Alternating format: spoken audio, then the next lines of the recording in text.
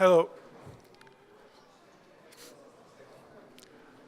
Are we ready to start?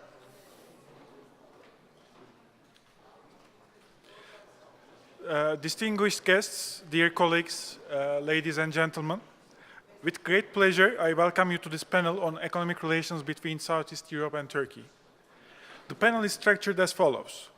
Followed by the welcoming remarks, the Economic Policy Research Foundation of Turkey will be presenting their report titled Strengthening Economic Cooperation Between Southeast Europe and Turkey, Diagnostics, Business Ideas and Policy Recommendations, which was co-founded by the Regional Cooperation Council and the Union of Chambers and Commodity Exchanges of Turkey. After this presentation, we will give the floor to our distinguished panelists to further discuss the themes and subjects that were presented. Now, without further ado, I would like to invite Vice President of the Union of Chambers and Commodity Exchanges of Turkey, Mr. Ender Yorgancılar, to deliver his welcoming remarks.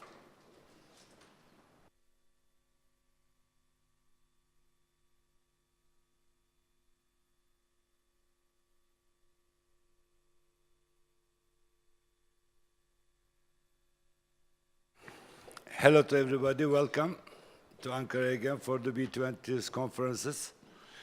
Ladies and gentlemen, it's my pleasure to welcome you for the B20 conference here again. In this season, we will talk about the strengthening economic relation between Turkey and the Southeast Europe.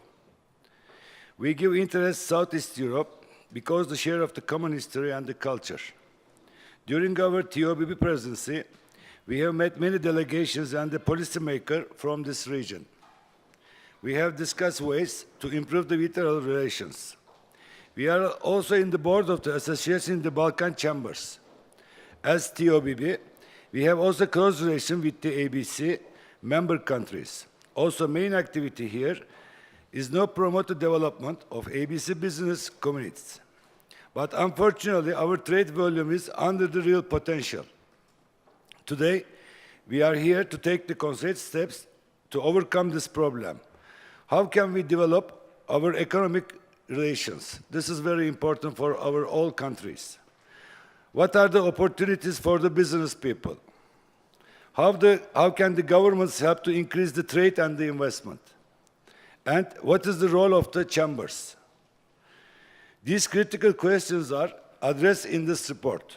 It will be presented by the friends from the TEPAV. This report states concrete the policy recommendation and the business ideas.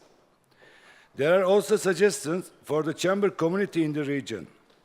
In the Balkans, capacity building of the chambers is significant for the economic transformation.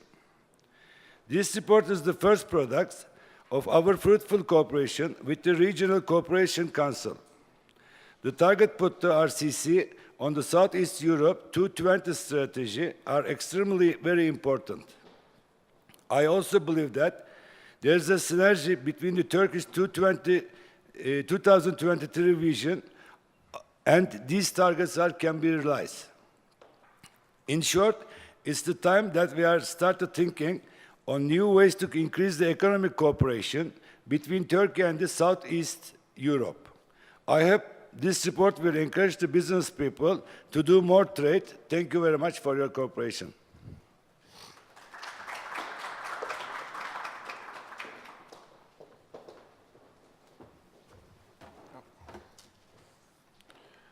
Thank you, Mr. Yorgancılar.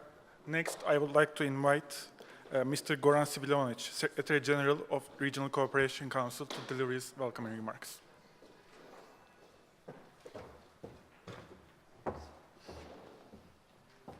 Good afternoon, ladies and gentlemen. It is my particular pleasure to address you today at the occasion of launching the report, Business Synergies Between Southeast Europe Economies and Turkey. And I'm exceptionally pleased that this event is taking place under the major global event. During the Turkish presidency of G20, this huge gathering of the business communities from the 20 and beyond is really one of the most relevant business gatherings this year. And I hereby would like to compliment the organizers, Union of Chambers and Commodity Exchanges of Turkey, TOBB, for being our host. I'd like to extend my gratitude to you for hosting us, and through you to a good and great friend, Rifat Hisarciklioglu, the head of the TOBB. At the outset, I wish to express my gratitude to TOBB for partnering with us from the Regional Cooperation Council in initiating and jointly sponsoring this endeavor. Particularly, I'd like to thank the Economic Policy Research Foundation of Turkey, TEPAV, for conducting the study, as well as the representatives of the Southeast Europe's government, business, and civil sector for investing their knowledge and expertise in developing the report, which is being released today. And I'm also very happy that Maja Dobreva, on behalf of the Southeast European Cooperation Process Chairmanship in Office Bulgaria, is joining us together in order to show the relevance of this gathering and the attitude that SCCP has developed towards not only the RCC, but towards everybody in the region. We from the Regional Cooperation Council believe that launching of this analysis and working on improving cooperation between Southeast Europe economies and Turkey is happening in compliance with the overall efforts executed by the Southeast Europe region in boosting its competitiveness through increasing its connectivity. As you all know, only a week back, there was a huge gathering, a Western Balkan Summit, where European Commission, together with economies from the region, insisted on the agreement reached among the Prime Minister related to connectivity and has allocated 600 million euros from the IPA funding only for this year. And I think this is one of the major also attempts of the EU to boost the enlargement process and cooperation, regional cooperation, through connectivity. For our region, economic cooperation is the essential ingredient for growth. Under the guidance of the RCC, the SE economies adopted the Southeast Europe 2020 strategy, which is now in its full implementation, represents one of the cornerstones of improving competitiveness and regional integration. Our main goal is to open new jobs, enlarge regional trade, and raise the region's GDP per capita and bring it closer to the average of the EU one. In order to reach these ambitious objectives, Southeast Europe economies are continuing to foster and deepen their international relations by vigorously advancing cooperation in various priority areas of the SE 2020 strategy: trade, investments, education, human capital, energy, and infrastructure.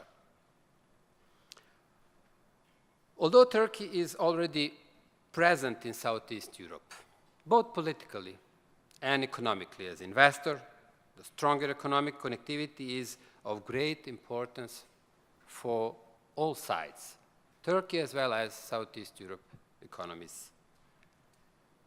Considering the geographical proximity, cultural similarities, and complementarities of the economic structure, but still underutilized, it is obvious that economic relations between us should be enhanced in order to become better than they are today.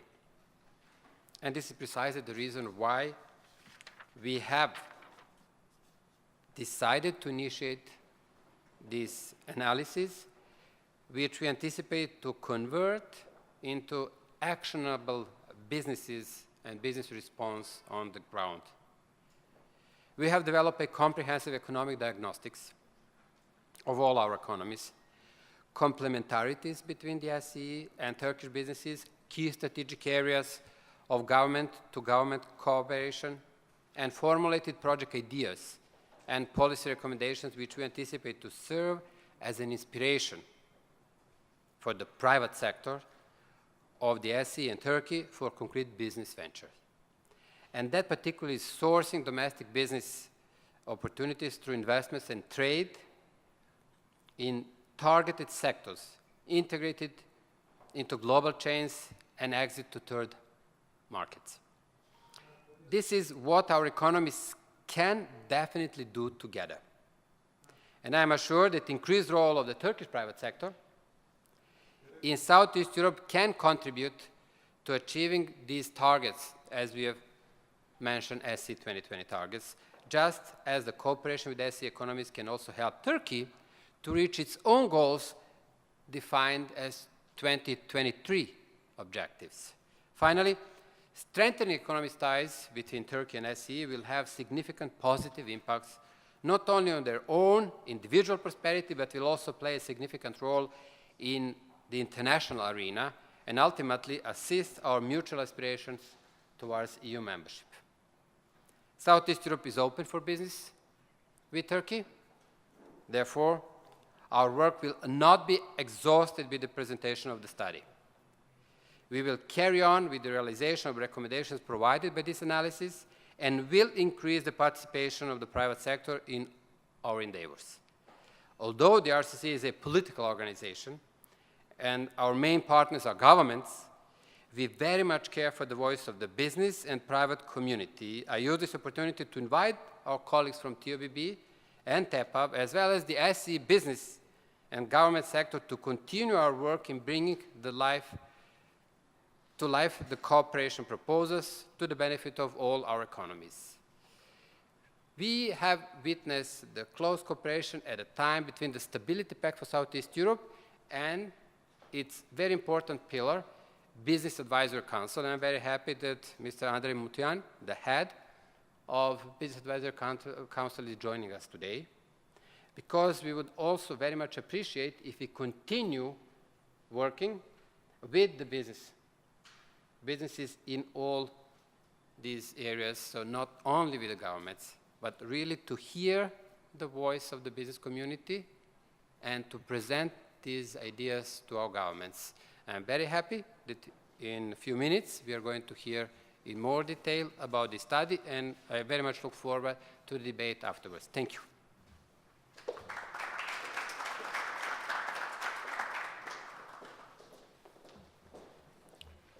Thank you, Mr. Svilanovic. Our final speaker in this welcoming session is Ms. Maya Dobreva, Director of the Southeast Europe Directorate and Regional Cooperation Council's National Coordinator, who is also CSEP Chair in Office.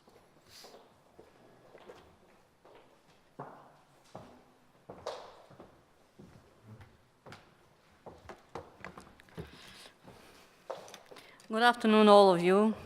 Ladies and gentlemen, dear Mr. Secretary General, I want first of all to thank you for having been given the opportunity to address you today and to briefly get you acquainted with the priority areas that the Bulgarian chairmanship in office of the CSCP would be working on in the following 1 year.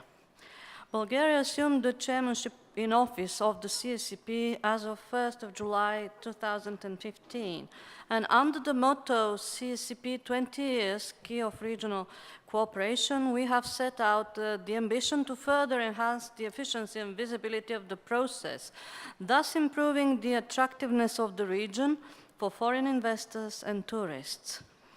Following an in-depth analysis on the current challenges that our region is confronted with, our chairmanship in office has identified 3 main priority areas with regard to the sectoral cooperation among the CSCP participants.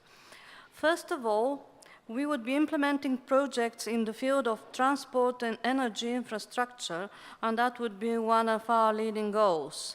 That area entails much added value for the region and gives strong impetus to the competitiveness and economic growth of Southeast Europe, which will contribute to strengthening multi-sectoral connectivity among the CE countries. Due to limited financial resources, we will initiate a process to seek alternative methods of financing for those projects based on public-private partnership. Accordingly, the program for our CIO envisages a conference on energy security and energy infrastructure in Southeast Europe, which will take place on the 15th-16th of September this year in Sofia, followed by a high-level meeting on the stabilization of the energy infrastructure of the region in April next year.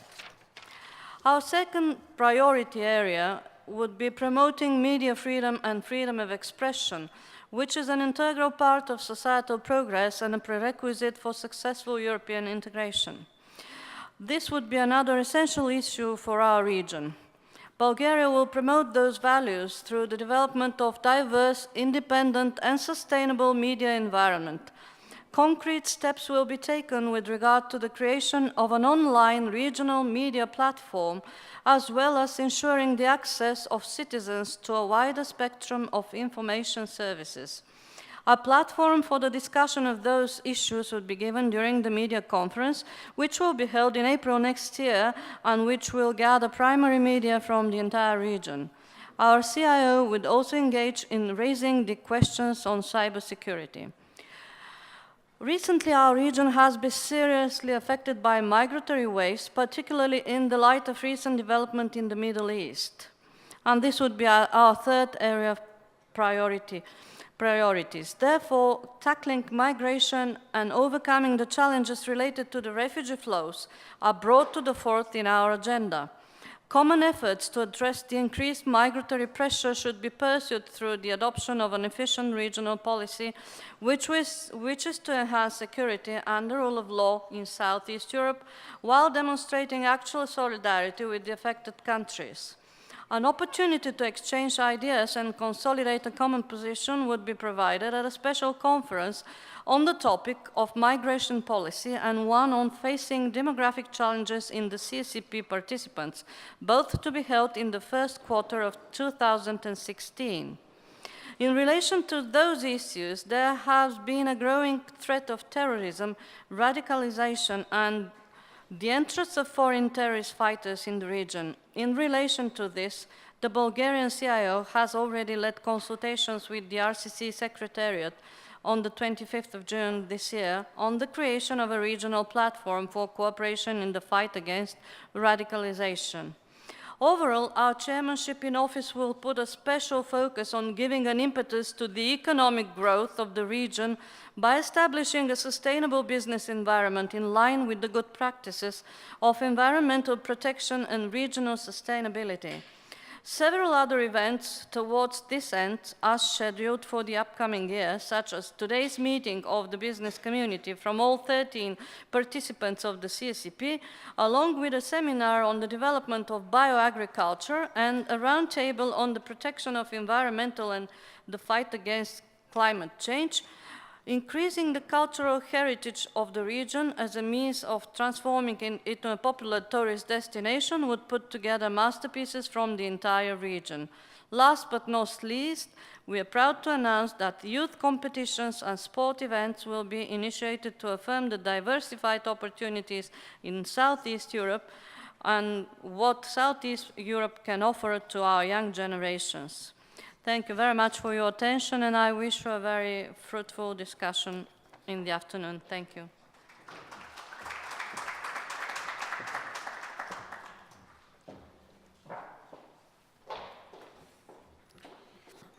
Thank you, Mr. Obreva. Now I kindly invite TEPAV's Deputy Director, Mr. Esen Çağlar, who was also the supervisor for the project on strengthening economic cooperation between Southeast Europe and Turkey, diagnostics, business ideas, and policy recommendations, to present the main findings of the report.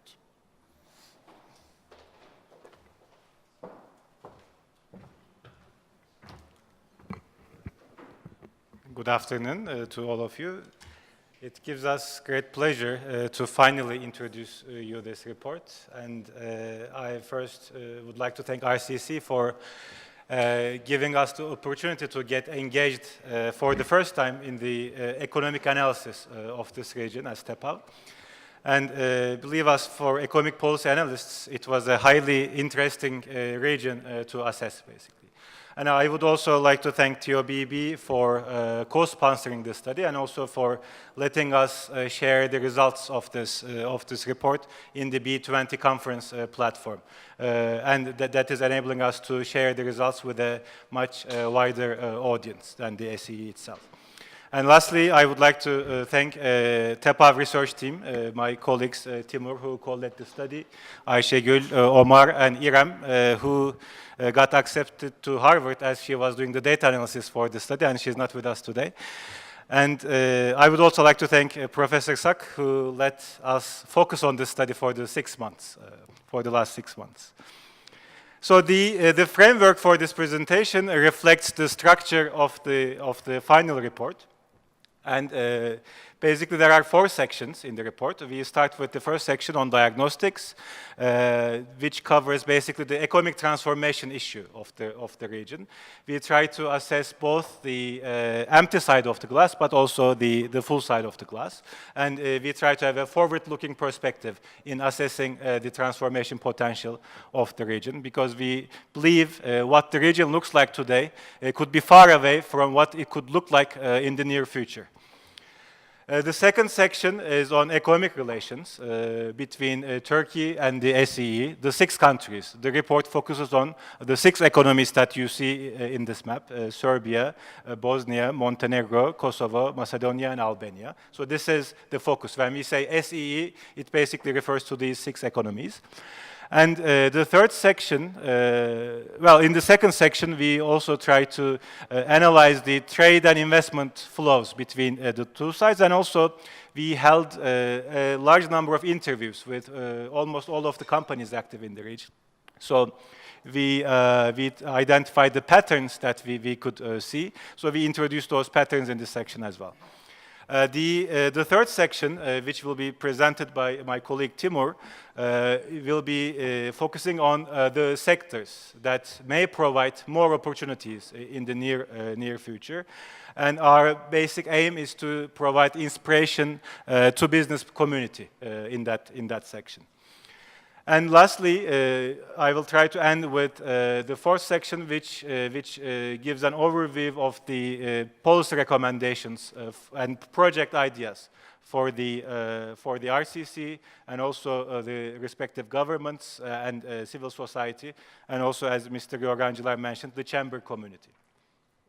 So the main research question that we tried to tackle in the study was basically how to enhance the economic relations between 2 sides that, as Mr. Goran said, are very close to each other in terms of geographic proximity, who have very strong cultural affinities and historic ties, but also quite different in terms of the population, in terms of size, Turkey being 4 times as large as the SEE region.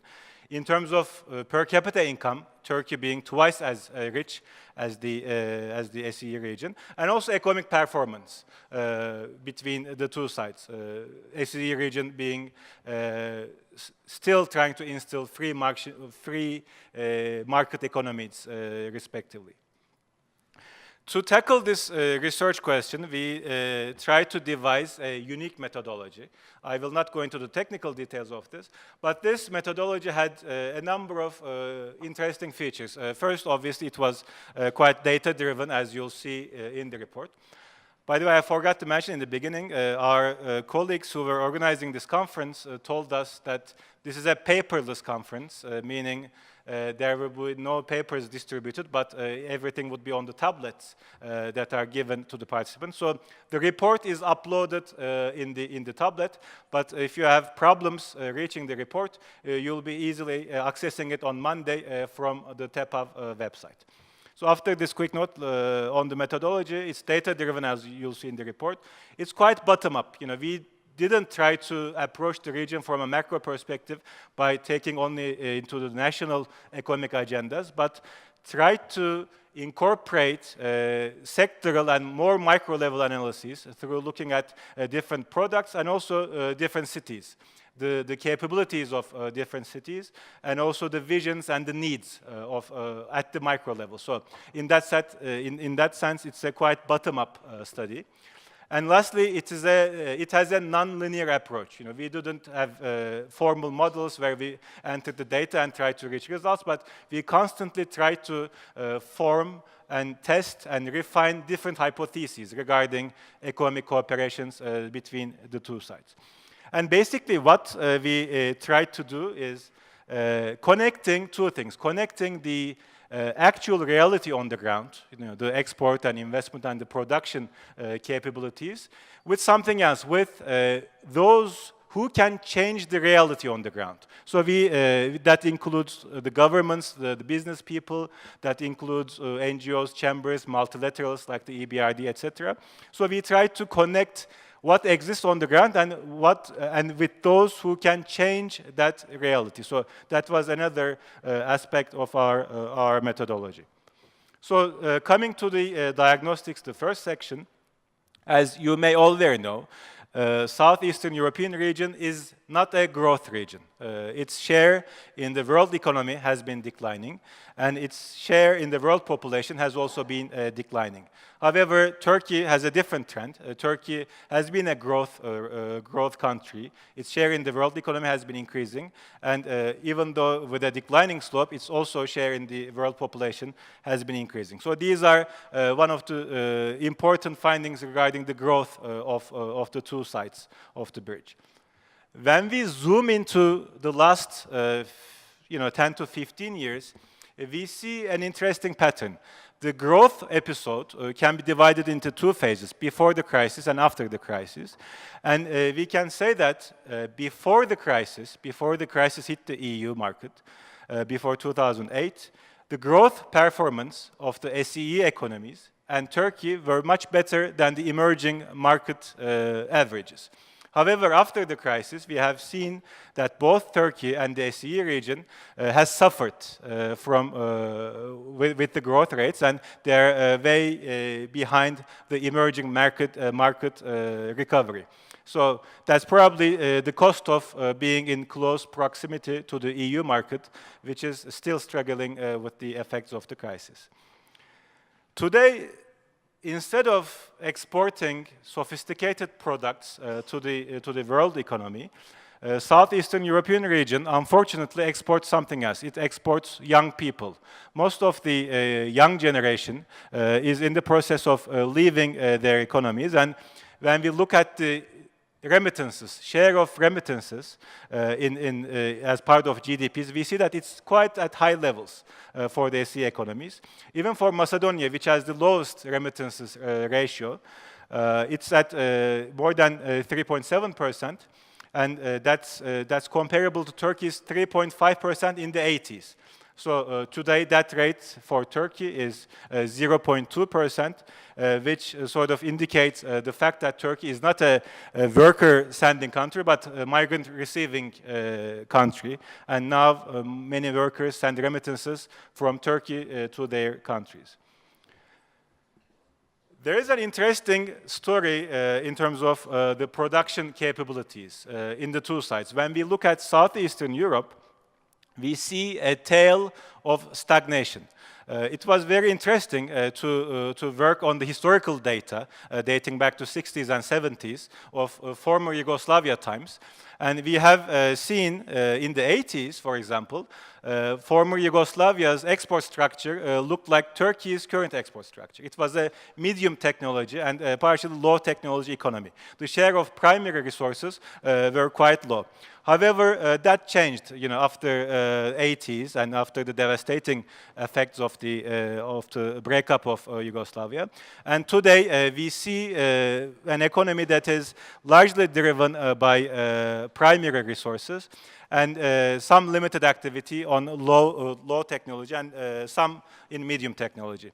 Whereas Turkey, the story is much different. In Turkey's transformation case, Turkey was a resource-driven economy up until the 80s, and then beginning with the 80s, low technology started picking up, and then with the effects of the customs union and the EU accession process, we can say Turkey has become a medium technology economy. When we look at what sort of products these countries sell to the rest of the world, again, we see a tale of transformation in Turkey's side and a tale of maybe recovery in the case of Southeastern Europe. In the 80s, Turkey was selling to the world whatever Allah had given us, basically agricultural products. But now we can sell products like machinery, road vehicles, steel, etc. And the top 5 products of SEE in 1980 and 2013, we don't see that much of a difference. But when we take into account the effects of the breakup, we can understand the pace of the recovery in the side of the SEE economies. Another important trend is on the urbanization And before 80s, the story of urbanization in Turkey was pretty much looking like the SEE urbanization. It was around 30 to 40% before the 80s. And then after the 80s, Turkey started more looking like the EU countries. And we didn't see an increased urbanization trend on the side of the SE economy. So that trend, the share of urban people as percentage of total population, has been one of the main economic drivers of the economic growth that we have seen in Turkey. Whereas this is yet to be seen in the case of Southeastern Europe. But these figures are at the aggregate levels. We also tried to look at, try to go into more detail as much as we could on the country level and also at the city level. And believe us, it was not easy to get data at the city level for both Turkey and also Southeastern Europe. So what we did is we used the database from the US Armed Forces that shows the luminosity, how much light the places transmit to the space. So that's through using this, and there have been a lot of studies that show the correlation between the number of pixels that you see in one region and the economic growth in that region. So if the pixels increase, that means there is economic activity taking place in that space, in that part of the world. So you can see, well, maybe. Anyways, I don't know if this is possible to use this. The pixels basically has been increasing, the number of pixels. And we are yet to see regional growth corridors. We are yet to see cross-border growth corridors. But for example, in Serbia, connecting the capital Belgrade and up north to Novi Sad, and then down to Kurgevas, there is an emerging corridor. And that is indeed the corridor that Turkish companies use when they export to European markets. So this is something that can show us where the economic activity, where the urbanization has been taking shape in the region. Looking at the same thing for Turkey, when we compare the last 2 decades, 92 versus 2013, we can also see a couple of different cities, different urban hubs emerging in the center of Anatolia. And we still have, Marmara region as the major hub.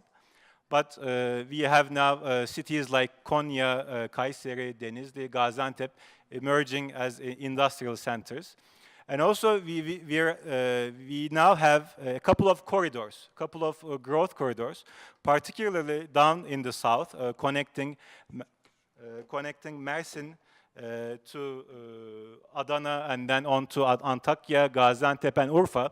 And the growth of this corridor has been largely due to Turkey's increased integration with the Middle East, North Africa markets, particularly reconstruction of Iraq.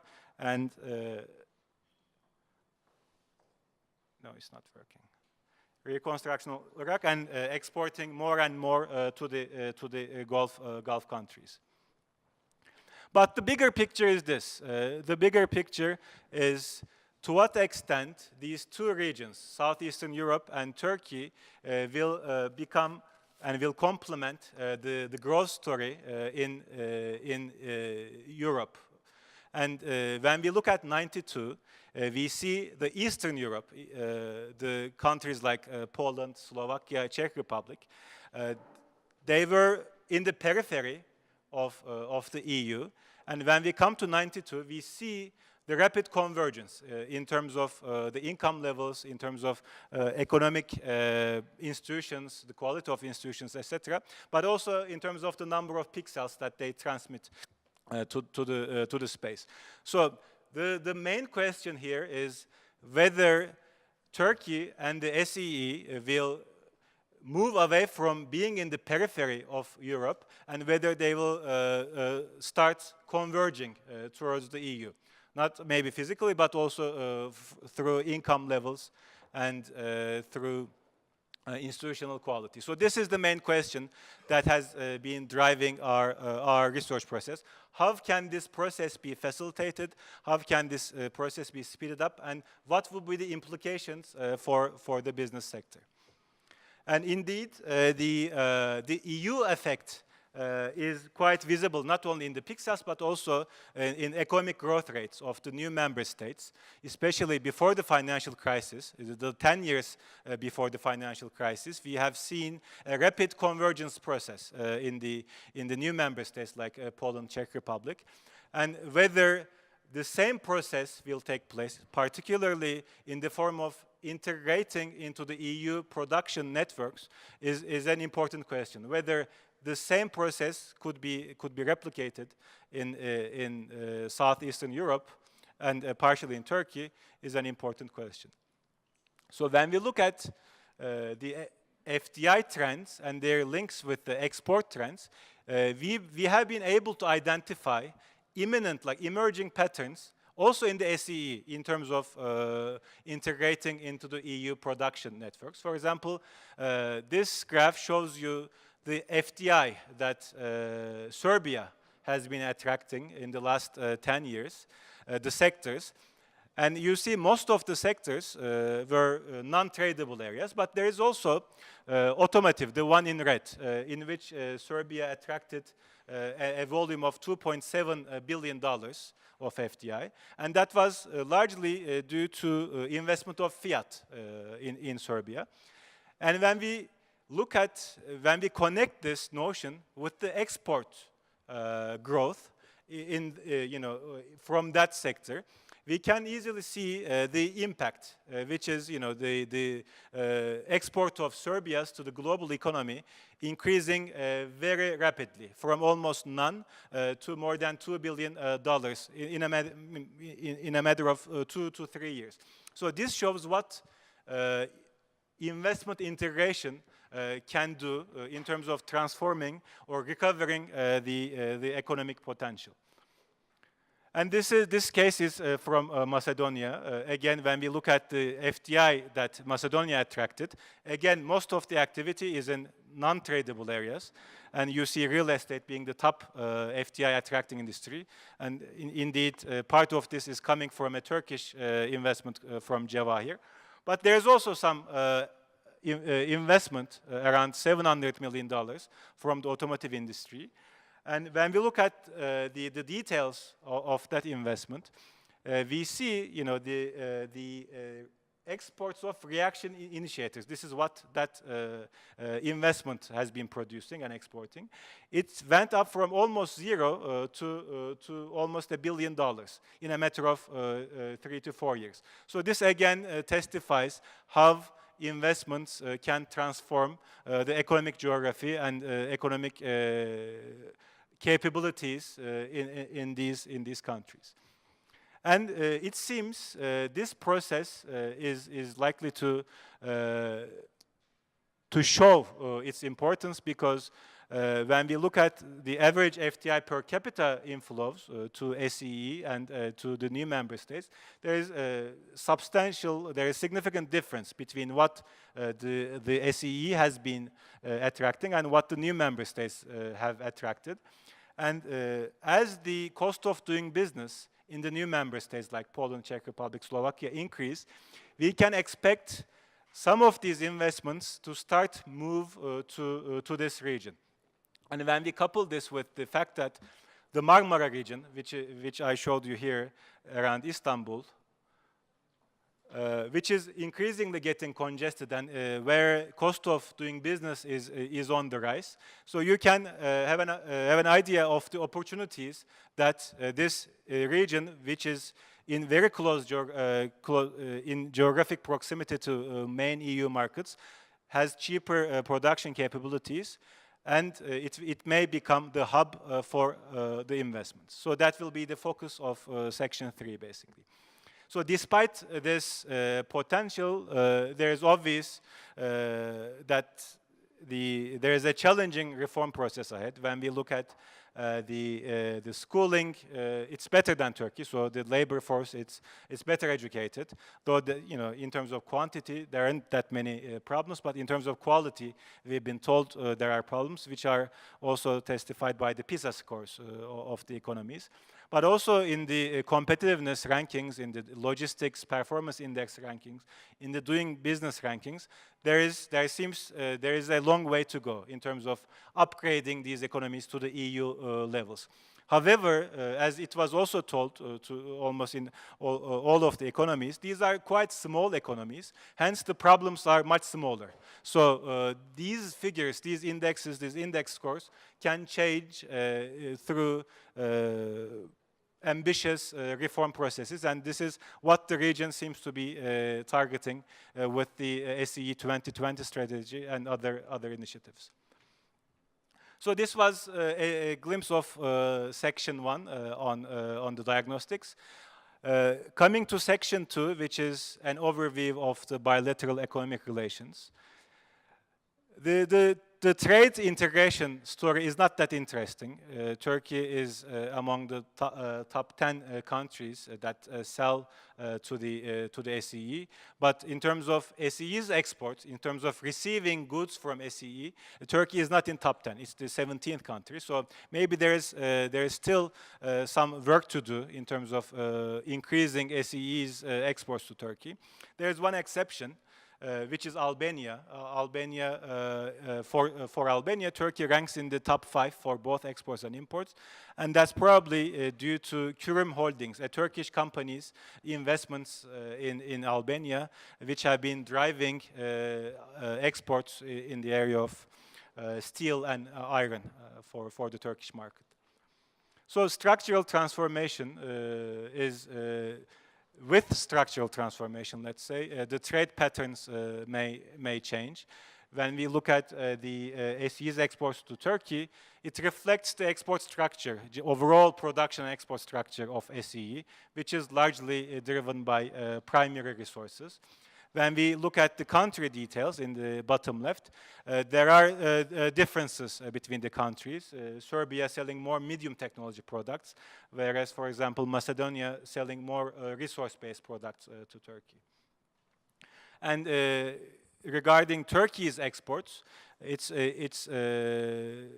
it reflects Turkey's overall export structure. Whatever we sell to the world, we sell to the SE market. So there doesn't seem to be much room for improvement.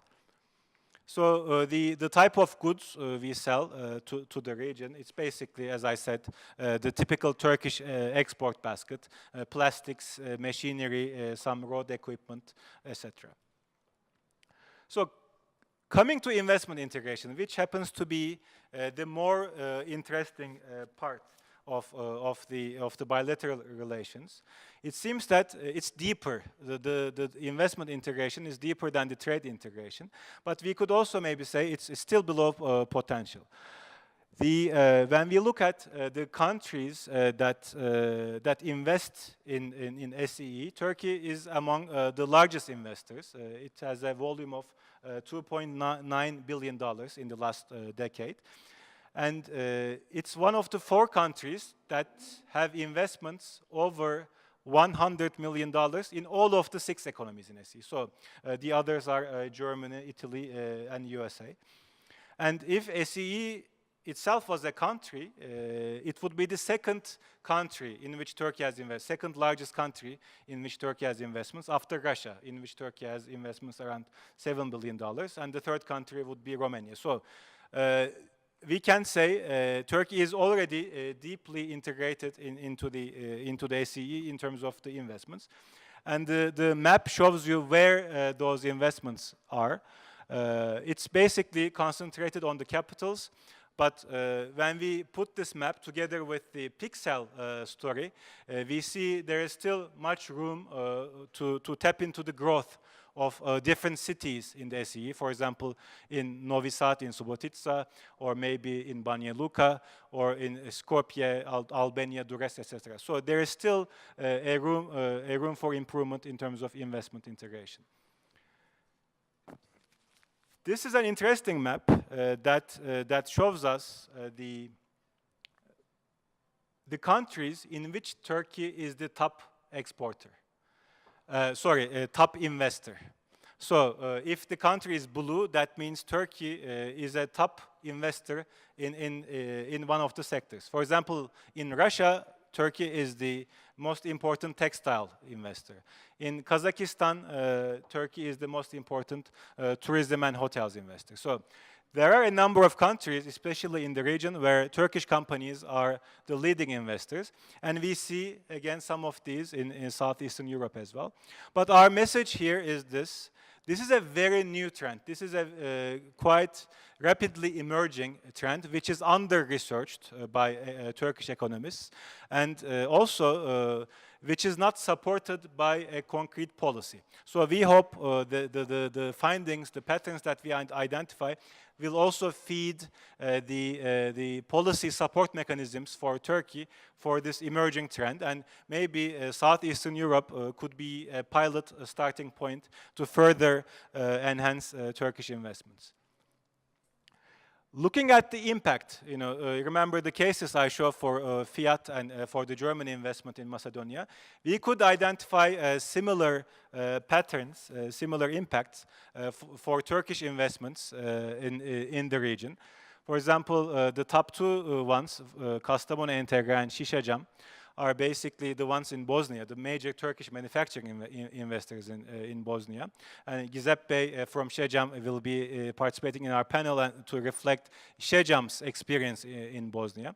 But in two of the cases, we see that Turkish investments have contributed substantially to the export in that particular sector, whether it's wood products for Kastamonu Entegre or sodium carbonate for Şişecam, the exports of Bosnia have rapidly increased. Same is true for Kurum Holding, which produces steel and exports to different markets from Albania. But as the construction appetite slowed, the production of the export of steel for Albania also went down. But this is to give you an idea how Turkish investments could also contribute to the transformation of the region. So coming to the patterns, before we close this section, is the first pattern that we found is this. The entry of the Turkish banks presents a unique case for Turkey's investment integration story. We don't see any other region that has a similar degree of involvement of Turkish banks. So almost in all of the cities, in almost all of the economies, you can find branches of Turkish banks, which wouldn't only serve as centers for access to accessing finance, but also important market intelligence mechanisms. For an SME that has no idea about the city or the region, these banks could provide very useful information to support the investment decisions. So this is a pattern that we identified and that cannot be found in any other surrounding region. So this is important to highlight. The second important pattern is about brownfield investments versus greenfield investments. The cases that we have shown, almost all of these came through brownfield, meaning privatization, acquiring already existing state-owned assets. However, there is a great room to get engaged in greenfield investments as the institutional quality, as the regulatory environment quality increases in the region.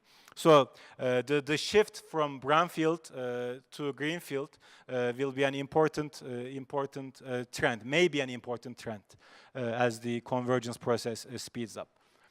The third important pattern that we identified is the family ties, the personal connections between Turkey's, especially Marmara region, the Aegean region, and the Southeastern Europe, because there have been massive migration flows in the beginning of past century, and also after Yugoslavia's breakup. And there are, maybe because of their high technical skills, high levels of education, most of these families have become important business people in Turkey. There are a lot of industrialists active in Marmara region who have roots from this area. For example, it's thanks to this research that we found out the top 2 dairy companies in Turkey, Tahsildar Ulustaş, are owned by 2 families that were from Macedonia. And also, you know, we did not put this into the report, but there is an interesting case from basketball, which in my opinion is one of Turkey's most successful sectors in terms of global competitiveness. We export players to NBA, and you know, our clubs do good jobs in Eurocup, and you know, our national team does good job in national, global championships. And we see there is a very strong level of connectivity between Southeastern European countries and Turkish basketball sector. And you know, that picture is Hidayet Türkoğlu, who is a Turkish player, but whose family migrated from Bosnia to Turkey. And there are many players like this. And this is to give an inspiration about what maybe could be done in other sectors, whether it will be possible to replicate this connectivity into other areas. The fourth pattern is this vision of Turkish companies to see to use SEE6 as a springboard to reach other markets. Because by themselves, these are very small economies, but certain companies have the perception that once they streamline their operations to be operational in one of the SE economies, then it will be easier to set up shop other locations in other countries, because it's very easy to get connected. It's very easy to do business. The cost is cheap. Access to Istanbul is very easy, which is the next pattern. Istanbul is one of the important hubs that connects this region to the rest of the world. There are around 84 flights that connect Istanbul and the capitals of this region. And in these 84 flights, we can estimate more than 10,000 people travel every week between the 2 sites. And visa-free access is an important issue, is an important advantage for Turkish businessmen, and they mentioned these in the interviews. And even though there is high level of connectivity, there is high level of infrastructure connectivity between the 2 sides, we also identified that the ecosystems, especially in higher growth areas, in ICT, in entrepreneurship, they are not that much connected. And to testify this, I asked Numan Bey, who is among the pioneers of the Turkish entrepreneurship ecosystem and who is with us today.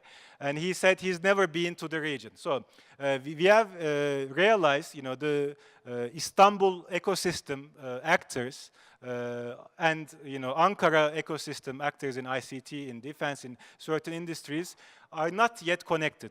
And the same thing is true for Novi Sad. Same thing is true for Sarajevo's clusters, high growth clusters. And it seems there is a bit of a homework to do in terms of connecting these high growth parts, the pockets of excellence of our 2 sites to build better bridges. The last pattern is the universities. There is an important element also regarding economic relations. There are a number of Turkish universities in the region. And thanks to these universities, it is easy to find high-quality human capital that speaks Turkish, because that's an impediment for most Turkish SMEs, especially, you know, the English-speaking deficiency is one factor that hinders connectivity of Turkish firms. So with this region, that is less of a problem because of the universities. But there is still a long way to go in terms of increasing university industry collaboration. So let us end this section with this point that Ece has made in the Sarajevo workshop. There seems to be a lot of noise that the 2 sides hear from each other, but there seems to be an effort needed to turn this noise into a music, a harmonious music. There are a lot of, delegate because of this easy connectivity, because of this easy access, because of this proximity. A lot of people go, a lot of delegations make promises, but we have been hearing the complaints about, delivering very limited results. So the next two sections of the report will focus on how to turn this noise, how to turn this potential into more harmonious music. So let me end here and give the floor to my colleague Timur, who will be presenting the business ideas section.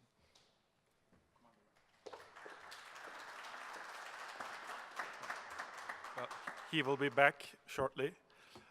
So I will... Sunum alabilir miyiz?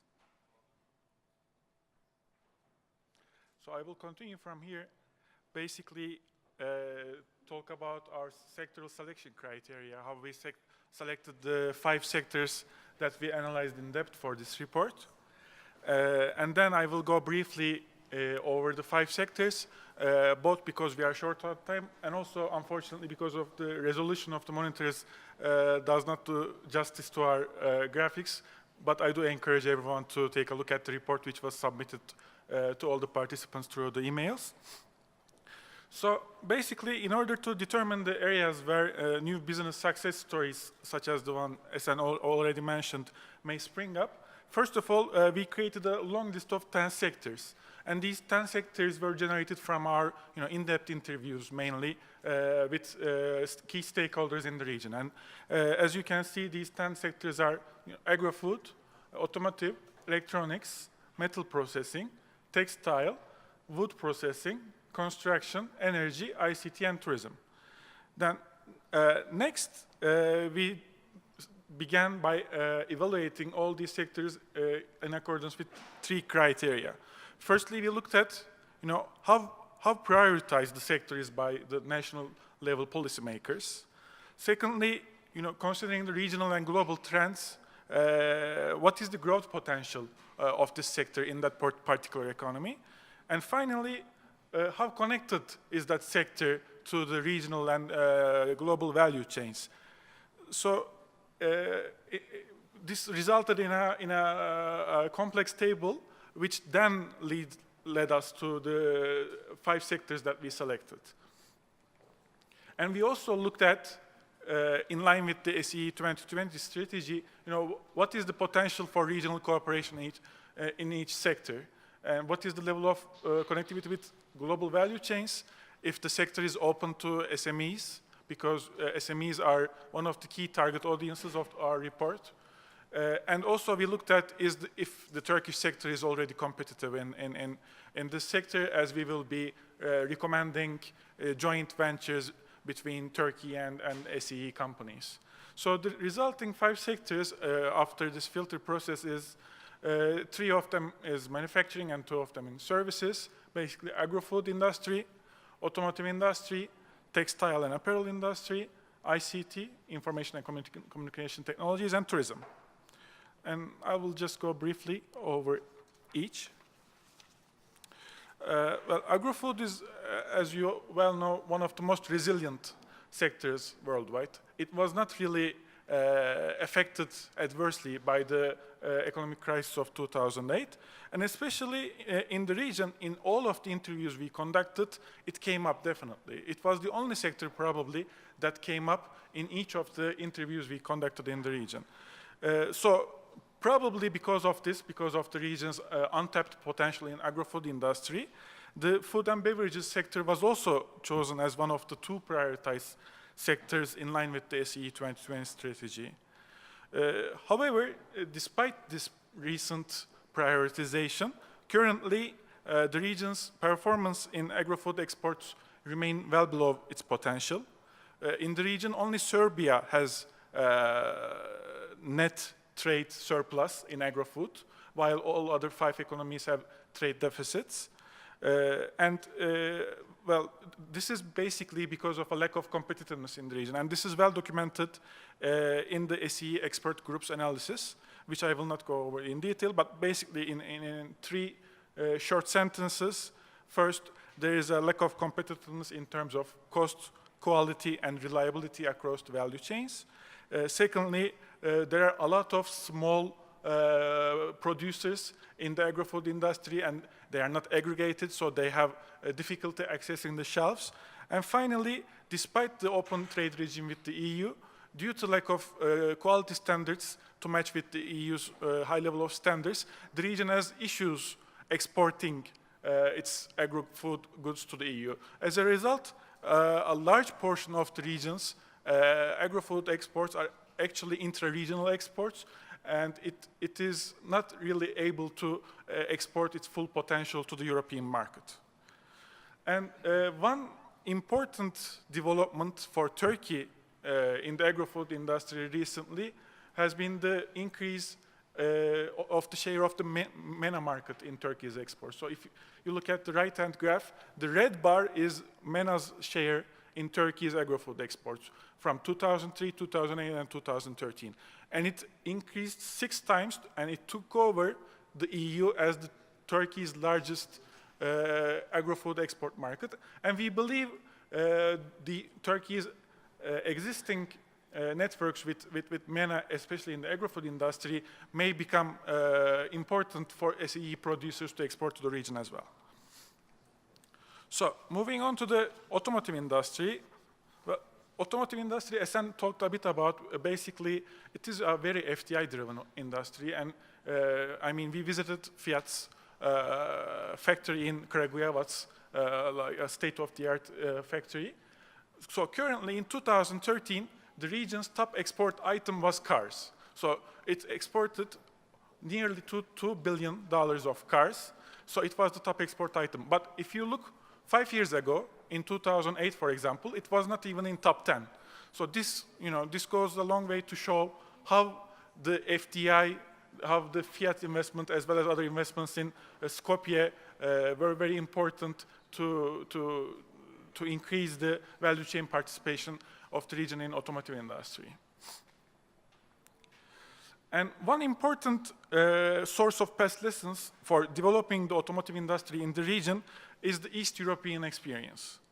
Following the end of the Cold War, and as these economies became access to the European Union, European brands rushed to make both greenfield and brownfield investments to Eastern Europe. As a result, new member states such as Poland, such as Czech Republic, Slovakia, Hungary, Romania, have become top 20 automotive FDI destinations in the world in the past decade. And however, even as the costs of doing business in these economies have begun to increase, we expect to see another rush towards the SEE economies, and we think that Fiat's investment in Kragujevac is a good indicator of this. So as you see in the map, basically between Germany and Marmara region of Turkey, SEE is the only place with a significant, empty, without any car logos, without any manufacturing facilities. So we think this is actually likely to change in the near future, starting from especially with Serbia and Macedonia. Moving to textile, well, textile has been always important, even dating back to the former Yugoslavia. It always had above 10% of the region's exports. And the distribution capabilities are distributed, production capabilities are distributed evenly. So unlike the automotive industry, each economy has certain capabilities, and each economy is integrated with different value chains. For example, Albania exports footwear to Italy, Macedonia exports shirts to Germany. So the presence of value chains in the region is certainly there.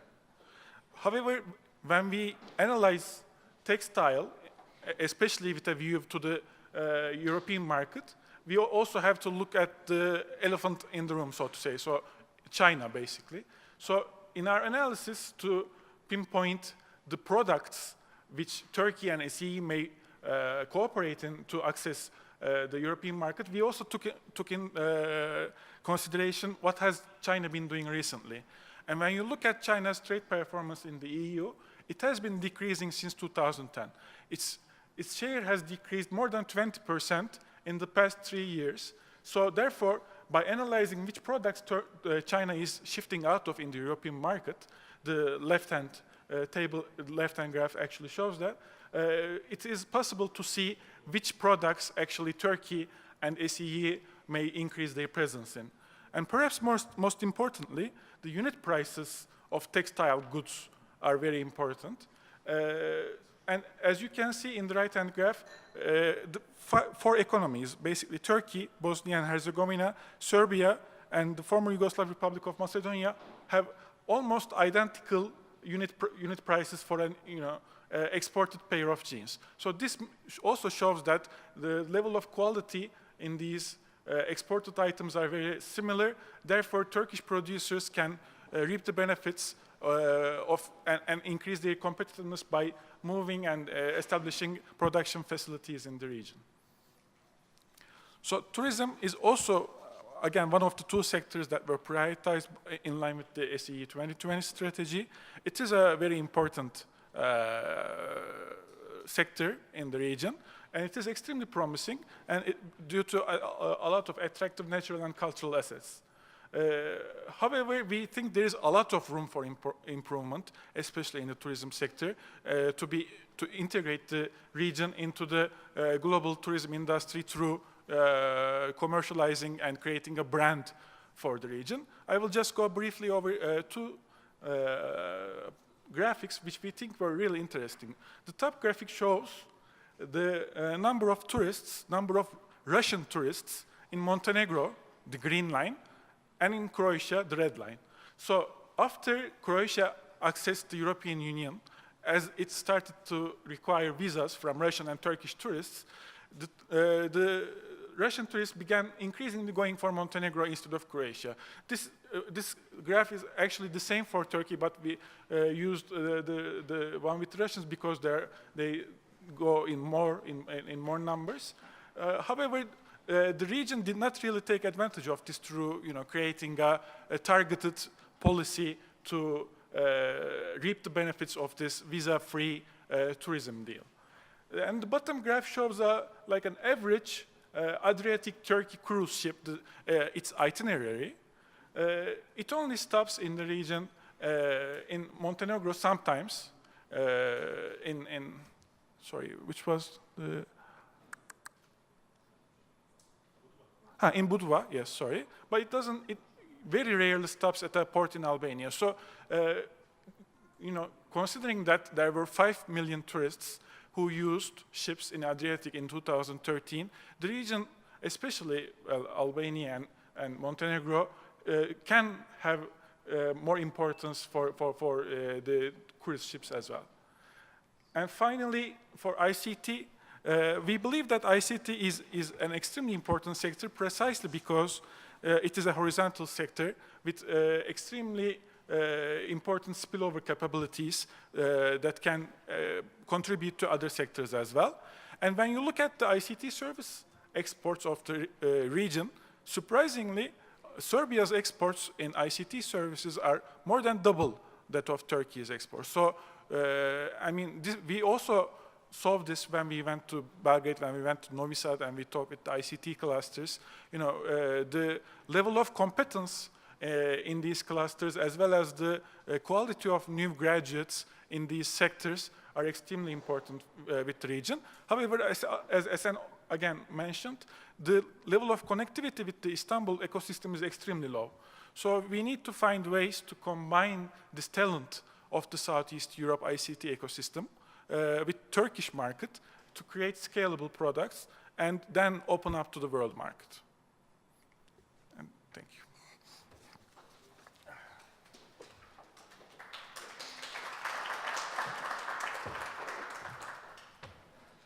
When I was sitting there, I realized most of the graphs are not visible because of the technology that is being used.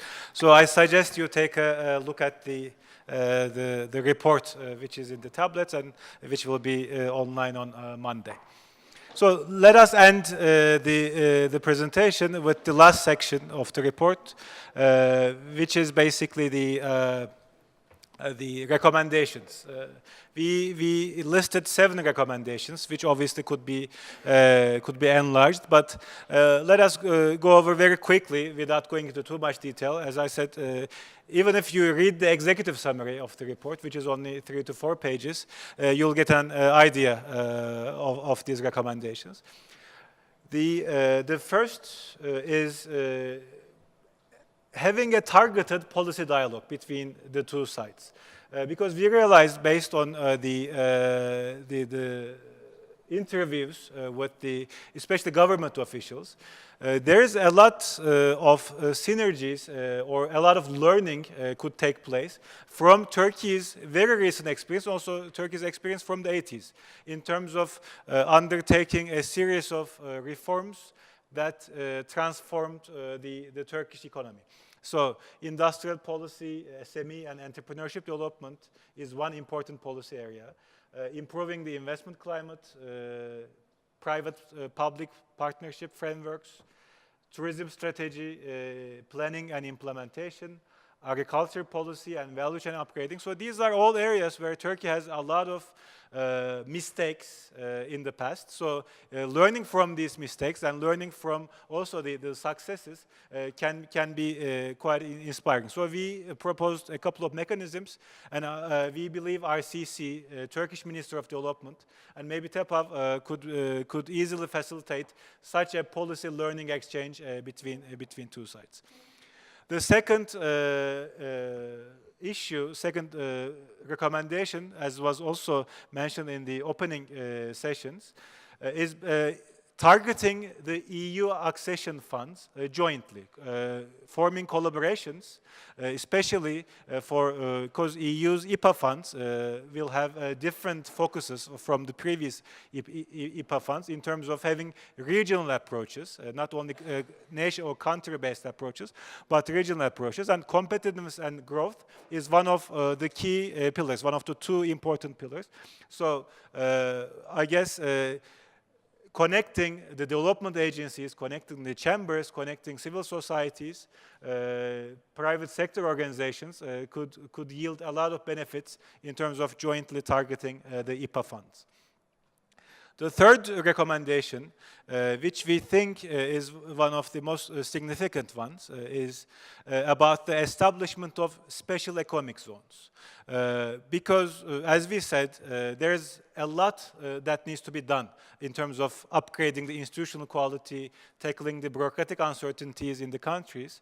And overall, for example, the region scores 2 out of 5 in OECD's investment policy review rankings. However, it may be possible to create certain zones, certain pieces of land that can score 5 out of 5 in the policy environment in terms of providing excellent licenses, permits, one-stop shop services, and also infrastructure. So this is how Turkey did it through its more than 200 organized industrial zones around the country. And this is what the region could do. We saw examples of this in Skopje, also in Serbia. And also there are plans to do this in Albania. However, maybe having a regional approach when it comes to the legislation, when it comes to establishing the rules of these zones, and maybe having the same rules across different economies, across different legal settings, could be important facilitators for investment. And especially if these rules look like the ones Turkish companies faced in Turkey, or Turkish organized industrial zone legislation, if there is inspiration to be gotten from those, then these zones could be hubs for Turkish investments. And we have seen, as we have shown in the previous section, there is a lot of demand, potential demand, for Turkish companies that face really high costs in Marmara region and that export primarily to the EU market. For example, a piece of land costs square meter 11 euro in Subotica and almost 400 euro in Gebze or Tekirdağ region. So imagine the type of savings a Turkish company could get through relocating some part of its value chain to the region if they could face limited regulatory uncertainty. And in the study, we have shown there are two candidates as pilots maybe for such an initiative. One we propose to be around northern tip of Serbia, around Subotica, and the other around Skopje, the closest part to Turkey. The fourth recommendation, as Timur also mentioned, and as Ece presented in the Sarajevo workshop, is about integrating the entrepreneurship ecosystems, which are not integrated at all currently, between Turkey and Southeastern Europe, and facilitating the meetings of high-impact entrepreneurs or ecosystem actors from both sides. And as Timur mentioned in the ICT part, Turkey could help SEE to deal with its shortcomings, especially in terms of developing or commercializing scalable products through its very high levels of public procurement budget, and also through its large domestic market, particularly in areas like healthcare and agro-food. Technologies for these large sectors in Turkey could be testing grounds, and once products succeed, the MENA market or Russia market could be jointly targeted. The fifth recommendation is about conducting targeted matchmaking programs across cities and chambers. The capitals are already somewhat linked, but we have seen the other cities at the subnational level. There are a lot of synergies that could be achieved from linking different, especially recently emerging Turkish cities like Gaziantep, Kayseri, Konya, who don't have that many Balkan migrants from the past, but who have very vibrant industries. There is a lot of benefit of connecting the chambers of these cities with the economies of Southeastern Europe. And based on export and import complementarities, in the report, you will see pairings of each city with each economy in Southeastern Europe. So these could be the starting points for chamber-to-chamber or development agency interaction. Developing a comprehensive research agenda is the sixth recommendation. As we were doing the desk research and the literature survey, we have seen a very limited amount of research was done from the Turkish economy perspective regarding the Balkan region. So carrying out more in-depth analysis, value chain analysis, for example, in key sectors could lead to fleshing out of the business ideas that we presented in the previous section. And lastly, this is more of a project than a policy proposal, identifying the fast growth companies in SE6. Because as we were trying to conduct the interviews, that's what we try to do, to meet with different type of animals, which are different from the rest of their private sectors in terms of their growth drive, in terms of their internationalization experience or internationalization appetite. And it was hard to find those companies, but we know there are companies like this. So an initiative to identify and to celebrate the fastest growing companies in the region could yield a lot of benefits and could feed the other recommendations that we presented. This is what we do in Turkey together with TOBB. Every year we identify fastest growing 100 companies. So if a similar exercise was done in SEE, then their friends would already be ready in Turkey because they speak the same language, those type of companies. And let me end with this without a conclusion. We have heard a lot of noise, but I guess there is both sides, since they are so close to each other, when they talk, it's easy to hear one another, but it's not that easy to hear harmonious music when you are so close to one another. And in Turkish we say, davulun sesi uzaktan hoş gelir, but we're so close, so we need to make harmonious music with the drums that we have. So thank you very much.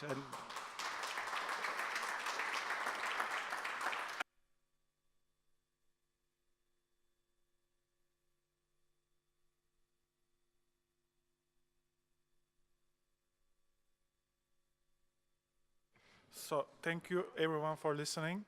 So that now that the presentation is over, we would like to give the floor to our distinguished panelists.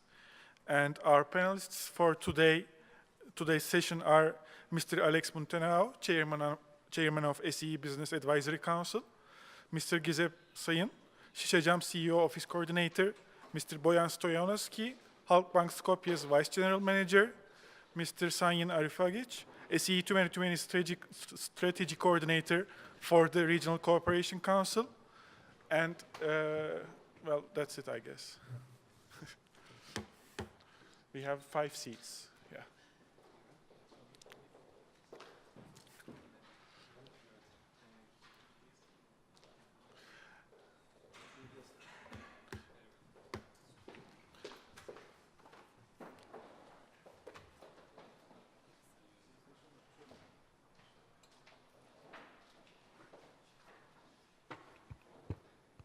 Well, thank you very much. I'd like to express my gratitude to TEPA for the presentation. Excellent but long.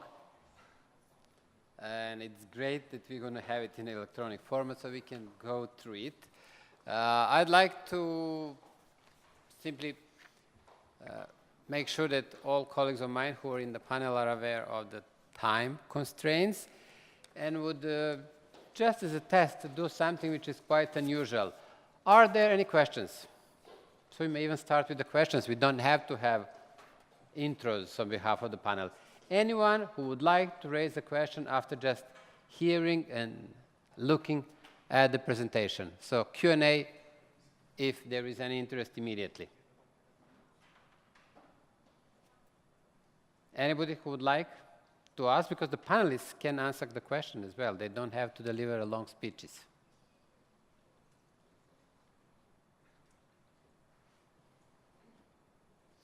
Okay. Yes, please. Please briefly introduce yourself and then.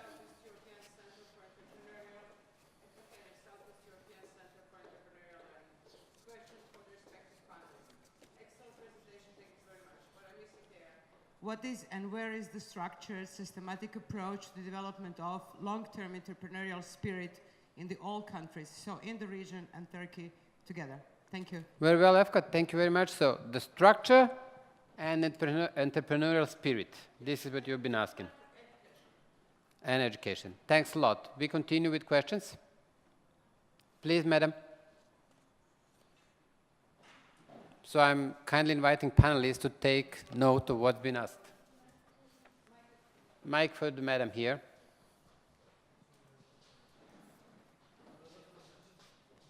Yes, please, madam. Lida Kita from European Training Foundation. ETF, very well. I'm not discussing, and I know Esen and the team. Is there a follow-up on the skills? Because when he says that the companies, the Turkish companies interviewed, they were happy with the human resource development, I would question that. On the skills I'm talking. Very well, but it's very much linked with what we have heard, and the education. research is the second one, but we will follow up. Thank Skills you. and research. Okay. Anybody else would like to join? Yes, sir, please. Hi, I am Al-Badret Matoshu from Zuri newspaper from Pristina. Plans and strategies are fine, but how do you think they can translate into action, jobs, and income? Okay, very well. That's a big question. That's the biggest one. Where do we go from where we are? Thank you. Yes, please, sir. Nenad Bilagovic from SIEPA. My question is, when you look at regionally for foreign investments, it always seems like the countries are fighting against one another for certain investment projects. So how do we go from, you know, fighting for one company to invest to us actually regionally trying to attract FDI? So kind of going from territorial to regional. From national to regional. Very well. Very good question. Thank you very much. Please, madam. My name is Aida Dama. I come from Invest Albania. I'm saying the name shortly. My concern, or my country's concern, would be mainly for the first 3 recommendations. Going after the suggestion or the question of the colleague from Serbia, it would be, for example, the policy learning for the region and learning from each other for the investments and the business making. For the establishment of special economic zones, since Slovenia has recently undertaken the establishment of the three technological and industrial development zones, and we as a country are seeking for investors who could develop those areas, even through public-private partnerships, whose law is to be approved soon. And also in these regards, targeting the EU funds, which was the recommendation number 2, for these things to be developed. Thank you. Thank you. The floor is still open, please, sir. Just a second. Yusuf Işık, economist. My question is as follows. How will these promising prospects be affected by the convergence of the non-member SCE countries and Turkey to the EU and the EU's attitude toward these countries? Thank you. Thank you very much, Sangin. Keep record on this question. I'll ask you to answer. Very well. More interest? Well, thank you very much. I think this was not a bad start for the panel, and I apologize to respected panelists for this inversion. But I'd like briefly to say that who do we have here today is Gizep Sain. Thank you very much for joining us. Gizep is entrepreneur. He is CEO, office coordinator of Shisha. Besides him is Bojan Stojanovski, another one who is in real business. He is Vice General Manager of Halkbank in Skopje.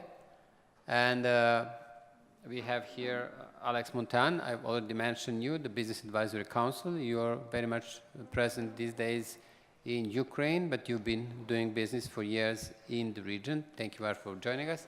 And Sangin Arifagic, he is the SE 2020 coordinator coming from the Regional Cooperation Council. Thank you very much for joining us. My question would be, where do we go from where we are now? Meaning, we have seen a very good analysis. Once again, thank you very much to tap off. But it will be our tasks, my task, Sangin's tasks, to make this a reality, meaning to move from these diagnostics, proposals, suggestions, into a real business cooperation, and we will do what the RCC can do in this respect. But now I'll, besides the questions we have heard, would kindly ask also each and every one to perhaps pick the questions, but also start with your own understanding of what you've seen. How do you like it? And also, how do you see a potential for making this a reality, meaning how do we move into a business from where we are now? So, Mr. Sain, would you like to join us? Thank you, Mr. Chairman. First of all, I'm very happy to be here. I would like to thank the organization committee for inviting me, because it's a chance for me to talk about 2 projects I was involved in from the very beginning, and it's in Bosnia and Herzegovina. But first of all, the time limit is 5 minutes, Mr. Chairman. I hope I can cope with that, I don't know. Let me briefly introduce Şişecam Turkish Glassworks is a Turkey-based company. Main activity areas are glass and chemicals. We have a turnover of over $3 billion and working with 25,000 people in 13 countries, producing in 13 countries. Coming to the region, it was one step for our company in the way of becoming a regional and then further more a global company. When we invested in Bosnia, we had already invested in Russia, in Bulgaria, also in Italy, Egypt, and so on. Bosnia was not the first foreign investment for us. But now when I recall, it was a very difficult investment, and it was a very exciting investment. It was difficult because although we have deep historical ties, cultural ties with this region, in the beginning it was totally an alien area for us. We didn't, although in the TEPAV presentation, they referred to the Turkish language skills. The language itself was a main barrier of communication in the very first instance, because the people in Bosnia are still using some Turkish words, Allah'a emanet, and so on. But it's only that. If you come to talking business, the young people can communicate in English, but the older people cannot communicate in Turkish or English, and we couldn't communicate in Bosnia. So it was difficult but exciting story. And the investment we made is in soda ash. Usually, when we invest outside of Turkey, we look for a firm domestic market. It's a basic criteria for us that the internal demand is a quite sizable internal demand. But in this case, it was something else.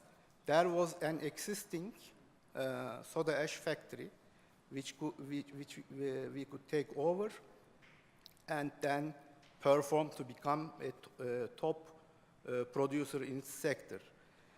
But it was not very easy because we made a lot of mistakes and the region had a lot of handicaps. When I, for example, refer to the handicaps of the region, the legislation was not ready. The laws were not ready. For example, Bosnia did not have a good banking law at the time when we entered the country. Now everything is much better, but I think there is still room for further progress even in this regard. And then there were mistakes on our side because Bosnia had unfortunately a difficult time in its history behind itself, and it was true for the factory as well. They were in a poor technical condition. They needed investment, they needed modernization, so we thought the main issue is the technical issue. So we put in a manager who was a technical guy, but this was a mistake, which we soon realized. We put somebody in who could speak Bosnian, who could understand the human perspectives, and everything became much more better in short time. So now we are very happy to operate a soda ash plant, which was by then producing 150,000 tons per year, now close to 500,000 tons. And as I said, Bosnia has a very low internal consumption of soda ash, so we are exporting the product and to the region. For example, Serbia is another country in the region having a strong glass industry, so we are exporting our goods to Serbia. We are, in that respect, we did not invest in Bosnia to get the product to Turkey, but to produce it at good quality and good quantity to serve the needs of the region. Just very shortly to conclude, maybe I can answer questions if they are. For skilled people, this is a problem we face. You all face, you know, there are skilled people. There is good education institutions also in Bosnia, in the other countries of the region, but the people unfortunately go to other countries because they don't have the conditions they are looking for. For example, when we talk about incentives for foreign investors, I know funds are not very easily available to the countries in this region, but they can grant some tax incentives to skilled people, to young skilled people, to keep them in the country or to retract them back from the places where they went. This is one thing I would like to tell about incentives and skills. Then about the European convergence was asked. Okay, when we are talking about the European Union nowadays, we know they are having big problems themselves. They are in economic stagnance and so on. However, for the region and for Turkey, becoming a European Union member and harmonizing everything in line with that, democratic standards, industrial standards, and so on, is in my view, a main motive and a promoter. So everybody, Turkey and the countries in the region, should work in line with that perspective, with that goal. And then in the long term, I don't know, this is more, it is not to the business people, it's more the governments, local governments, the institutions, non-government institutions, the investment agencies, institutions like TEPAV. But we are business people, we are very involved in daily business, so from time to time we can forget about things. You have to remind us from time to time that there are opportunities in the region, that things have to be done and so on. You should be very patient and very insistent in that respect. Okay, I would thank you very much Thank you very much, to be Mr. my Stein. time. I'd like really to express my gratitude for being concise. Would like to invite Vice General Manager of the Hull Bank, so another businessman. Now we have actually 3 businessmen here, 1 expert and 1 politician. So it's a good balance. Only the gender balance is not good here in this panel. So Bojan Stojanovski, the floor is yours. Please reflect on the report, but also on your experience from the business in the region. Thank you. First of all, thank you, Mr. Silanovic, and I am honored to be here in this distinguished guest and audience.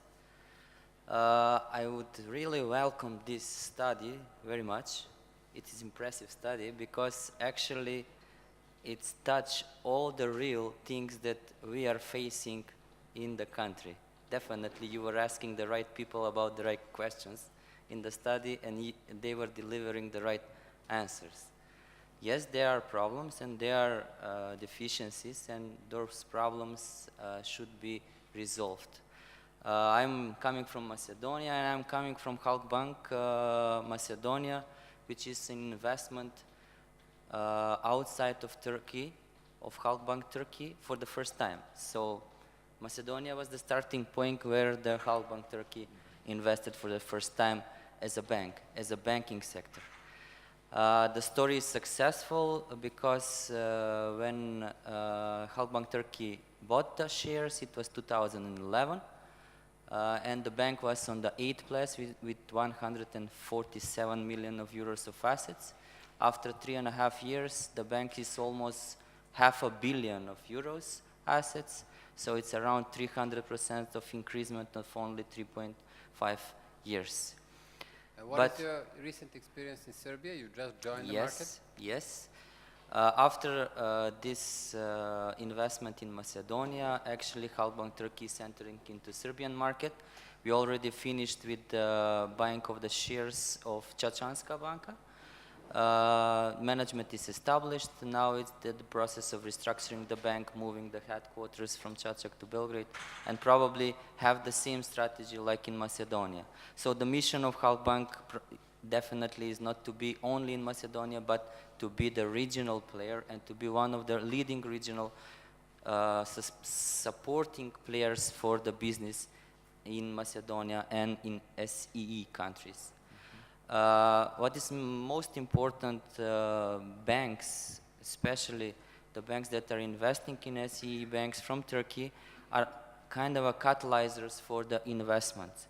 Because as already spoken, those ties, cultural and financial, now are replicating in the SEE countries. So all the businessmen from Marmara area, from Aegean area, from Istanbul, for the first time when they're coming, definitely they're going firstly to the relatives, but after that they're coming to the bank, just to ask about the market, to ask about the competition, to ask about the clients. And what is most important is that the banks in Turkey are very big banks. Ziraat Banka is one of the biggest banks. Halkbank is the 5th largest bank. So the base of clients in Turkey is more than 8, 9, 10 million of clients that have the opportunity to have some kind of investment and cooperation with the client in SEE countries.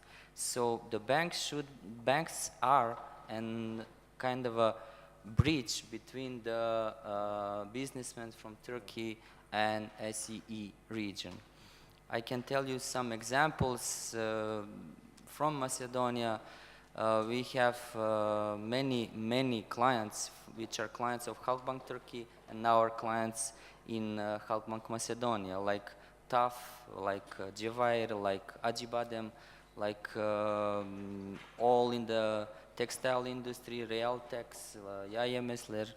Now we are expecting a big investments into the infrastructure. Aselsan is coming, AXA is coming, Cengiz İnşaat is coming, Limak is coming to Macedonia. So those companies are actually clients in Turkey and clients in Macedonia, and now they're seeing the opportunities in SEE countries. But I would like to mention another thing.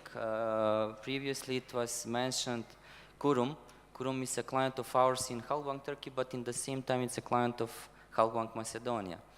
Where is the connection? The connection is Kurum, when invested in Albania, they invested in Macedonia in a joint venture company together with Macedonian company because they need scrap. In Albania they do not have enough scrap, so they're buying from Macedonia. So this is kind of a trilateral cooperation between Albania, Macedonia and Turkey.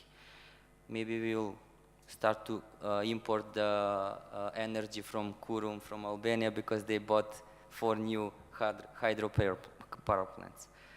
About the synergy, definitely there is a synergy, because after 3.5 years I'm feeling myself that I'm part of the Halkbank family from Turkey, not only from Macedonia, because all the know-how from Halkbank Turkey is transferred to Macedonia. The model of working of Halkbank Turkey is transferred to Macedonia.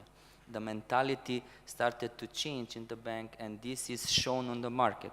So the way how Halkbank Turkey is operating in Turkey now is reflected in Macedonia. So in Turkey, client is the king. That is something that is showing in Macedonia. So now the banking system introducing the new way of working of Halkbank is becoming much more different than it was. Where from now? If I may ask you, rather than discussing the culture of cooperation, can you tell us briefly which of the companies have joined the market through the Halkbank? Both ways. Yes, of course. For example, TAF, Halkbank Turkey, was part of the syndicated loan when it was granted in 2010 for the project of TAF in Macedonia. So when Halkbank Turkey entered into Macedonia, actually TAF kind of entered into Macedonia and decided to build the airport in Macedonia. For example, many of the companies that are now starting to Look, it's great that you mentioned the airport, but I've been there. It's great that you mentioned the airport. It's a beautiful airport, but no traffic. The traffic is... Sorry. Yes, be very direct. I've counted the number of flights. Yes, yes. Several. Now the picture is changing. Each year, TAF is becoming much more and busier and busier. Number of passengers increasing around 20% per year. This year, they have reached 1.2 or 1.3 million passengers. The capacity of the airport is 2 million passengers. Yes, there is a competition, direct competition from Pristina airport, which was built by Limak, by the way, which is a 5 million passenger capacity airport. On the other hand, the government is the one that should make some, let's say, incentives about the passengers, and of course the strategy for attracting the tourism in order to increase the number of passengers on the airport in Macedonia. Now the government have concluded some contracts with the low-budget companies like Wizz Air, like Pegasus. Now Ryanair is coming probably. So this will increase the number of passengers. I have to mention that Turkish Airlines is one of the oldest air companies that are operating in Macedonia. So the connections and getaway from Macedonia is coming through Turkish Airlines. They have more than, I think, 14 or 15 flights per week. So yes, you're right, the number of passengers is still on a low level. Said yourself, the Yes. capacity is 2 million passengers a Yes. year. That's big. Still, there is a big gap, but I have to mention when they started to operate the airport, they have started with only 650,000 passengers. So the increasement in these 3 years is around 50%, which is very good increasement in these couple of years. Thank you. Let us move further to Alex Montan. There will be more room for the others as well to join the debate, but I'd like to give the floor to everyone. Alex, you're doing a business, but please also explain and use the opportunity more about the Business Advisory Council. Okay, but I will start by asking a question myself. Not because I'm becoming senile or it's too late in the day, but because I sort of want to comment on your report, guys, and actually I think you did a very good job, and I want to say what I liked about your report. Actually, it was a quite entertaining reading on my travel to Ankara, so good job. A few things which I really liked about the report. Well, first of all, it's quite concise, it's quite short, yeah? It's good to, and I think for politicians you can just give an executive summary, because in executive summary you already have the main points, and it's great. Well, second thing which I liked, it's a sort of good balance, and I obviously also congratulate you, Professor, who probably guided you through the whole process, which reminds me of the old days in the World Bank when you have to measure all those. Well, you are talking about economics, but obviously there are political components, and you have also taken into account all those things, and you did it very, very well. The second thing which I liked, it's a right balance between the macroeconomics and microeconomics. Because sometimes, you know, even, you know, by my first education, I'm a physicist, you know, and there is also discussion between the theoreticians and the practitioners. And in the economic world, it's the same. The guys who know something about the ISLM, or whatever, Mundell-Fleming model, they not necessarily understand what are the structural problems and how you deal with those problems and how you incorporate in a larger picture. You guys, I think, balance that, and I think the picture is quite clear. The whole region is struggling with kind of generating more growth. I guess that's the goal which we also saw in that strategy, in the 2020 strategy which you launched. That's the main goal, how we reach that sustainable growth, and it's basically a convergence story. Now the result is actually divergence. You know, Turkey did well, while the whole region is a sort of, the region is stagnating. How and what we do with that. It's not necessarily bad, because in history we saw those kind of situations, and you've been quite sincere and frank about the experience of Turkey when you say that, well, there was that period of 90s lost in Turkish history, and then the crisis of 2001 came, which we kind of remember very well, and then from then, Turkey managed to diversify its economy and go through that, you know, diversify the exports and that urbanization process which you showed on those slides. Great, you know, what kind of lessons learned and what we can do with the region. And actually, I think another thing which I liked very much, you find a lot of reports on a specific countries, on Macedonia in particular, or on Serbia, but there are just a few reports on the whole region, especially put in the context of large economy, which is the Turkish economy, and that's great. I liked also your kind of comment on the influence of the Turkish soap operas on the building the cultural ties in the region. It's kind of funny, yeah. But indeed, sometimes the cultural links they're built on the things like all those you know, all those TV shows or the computer games and all those sort of things. I hear that the tourism in Croatia is boosted by the fact that many tourist agencies, especially from the US, are sending people to show where the Game of Thrones is made. You know, like in the old times, the Americans were coming to Salzburg for a sole reason to see where the sounds of music were made. now, what we do with the region and whether, we can move from there. And actually, I'm moving a little bit on the criticism side. I think we are still missing the part on the stumbling blocks. You've shown the slide on all the competitiveness indexes and all those sort of things. But why? Yeah, there is no reason. I think we are all big fans of this region here.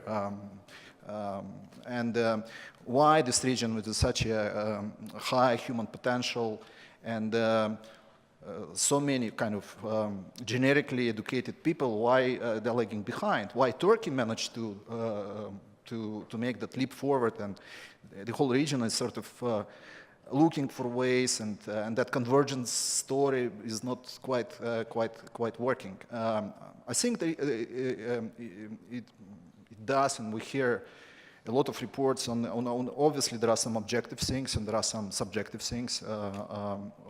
We hear that the energy problem exists, and we have to deal with that. And we actually, our next mission, Business Advisory Council, is comprised of the businessmen, about 35 businessmen active in the region. And our next mission actually will be to Albania to deal with those and the request of the Prime Minister and the government, try to figure out what to do with those sort of things. So there are objective things. There is a size of economies. There is not much you can do about that, right? And that's why I am very sympathetic with the suggestion to do something regional.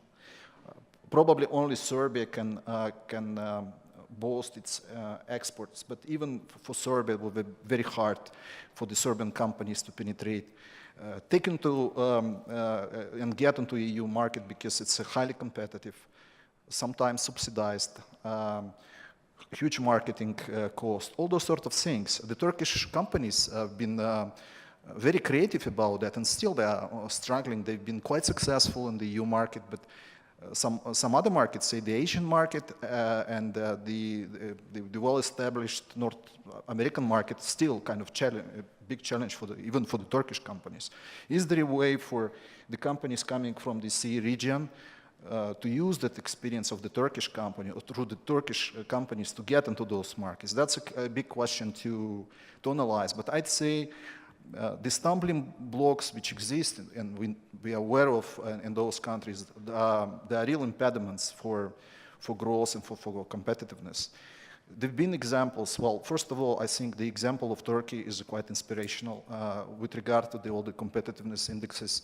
I think the story of Georgia was quite successful. We know where Georgia was one of the most corrupt countries in the region, and then all of a sudden, with Saakashvili, and he's trying now to replicate his experience in Odessa region of Ukraine. We'll see, because in my opinion, Odessa region of Ukraine, it's much more challenging than the whole Georgia. We'll see what happens, but it's possible. It's possible to create those kind of new environment for the local companies to unleash that potential, because that's what we are talking about, how to unleash this huge potential. We are all kind of, there is no need even to argue about that. So there are many things to do. And actually, as we speak, I was looking at your slides and your numbers, but it looks like we are living in such a challenging and kind of rapidly changing environment. We are going through a new crisis. We didn't get from that crisis of 2008 when Lehman Brothers collapsed and all those sort of things, and we're getting into a new one. I was just looking to a slide, because there are no reliable statistics on the growth data, but there is something which kind of reflects immediately the current environment is obviously exchange rate, right? And we looked, say, starting for the last year, many currencies in the region. If you take the US economy, which is a sort of improving, there is a growth and all that. Most of the currencies depreciated.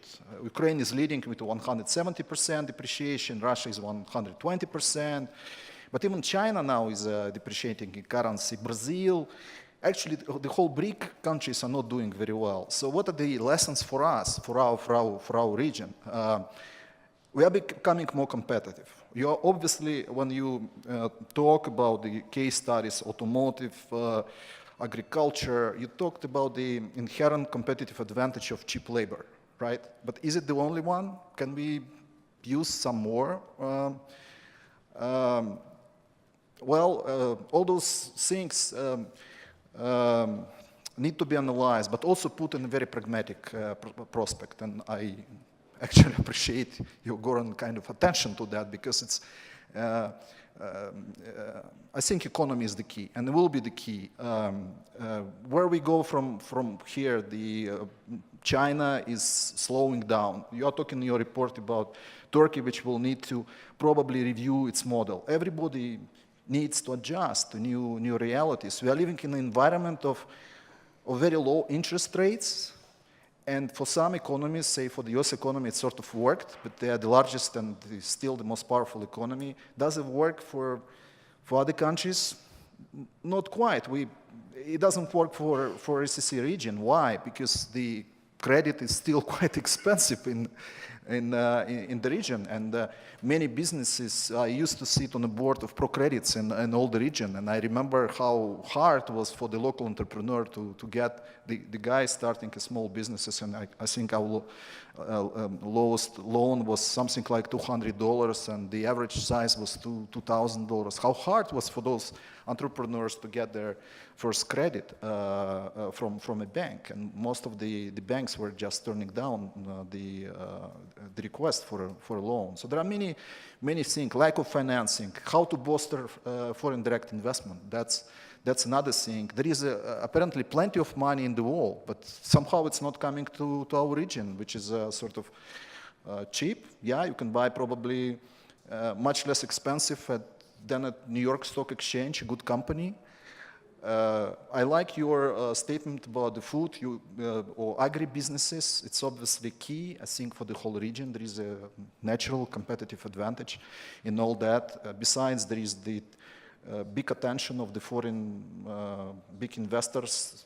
It's not by surprise that Warren Buffett bought Heinz and Kraft Foods and all those sort of agri-business related companies. So I think for our next steps, and I'm gonna wrap it up and perhaps kind of answer more questions, but I think it's gonna be an interesting thing which we could develop, and organization I represent, Business Advisory Council and RCC, I think we can develop some sort of roadmap or some sort of action plan, how we can do with all those sort of things. And probably it will require some more brainstorming, but it certainly should be regional. We are two small economies to fight this, well, I will not call it war, but this big competition by ourselves, because it's very competitive. It's already a crowded market, and yeah, IT. I think or all those sort of things on which we held last year forum. Remember, Goran,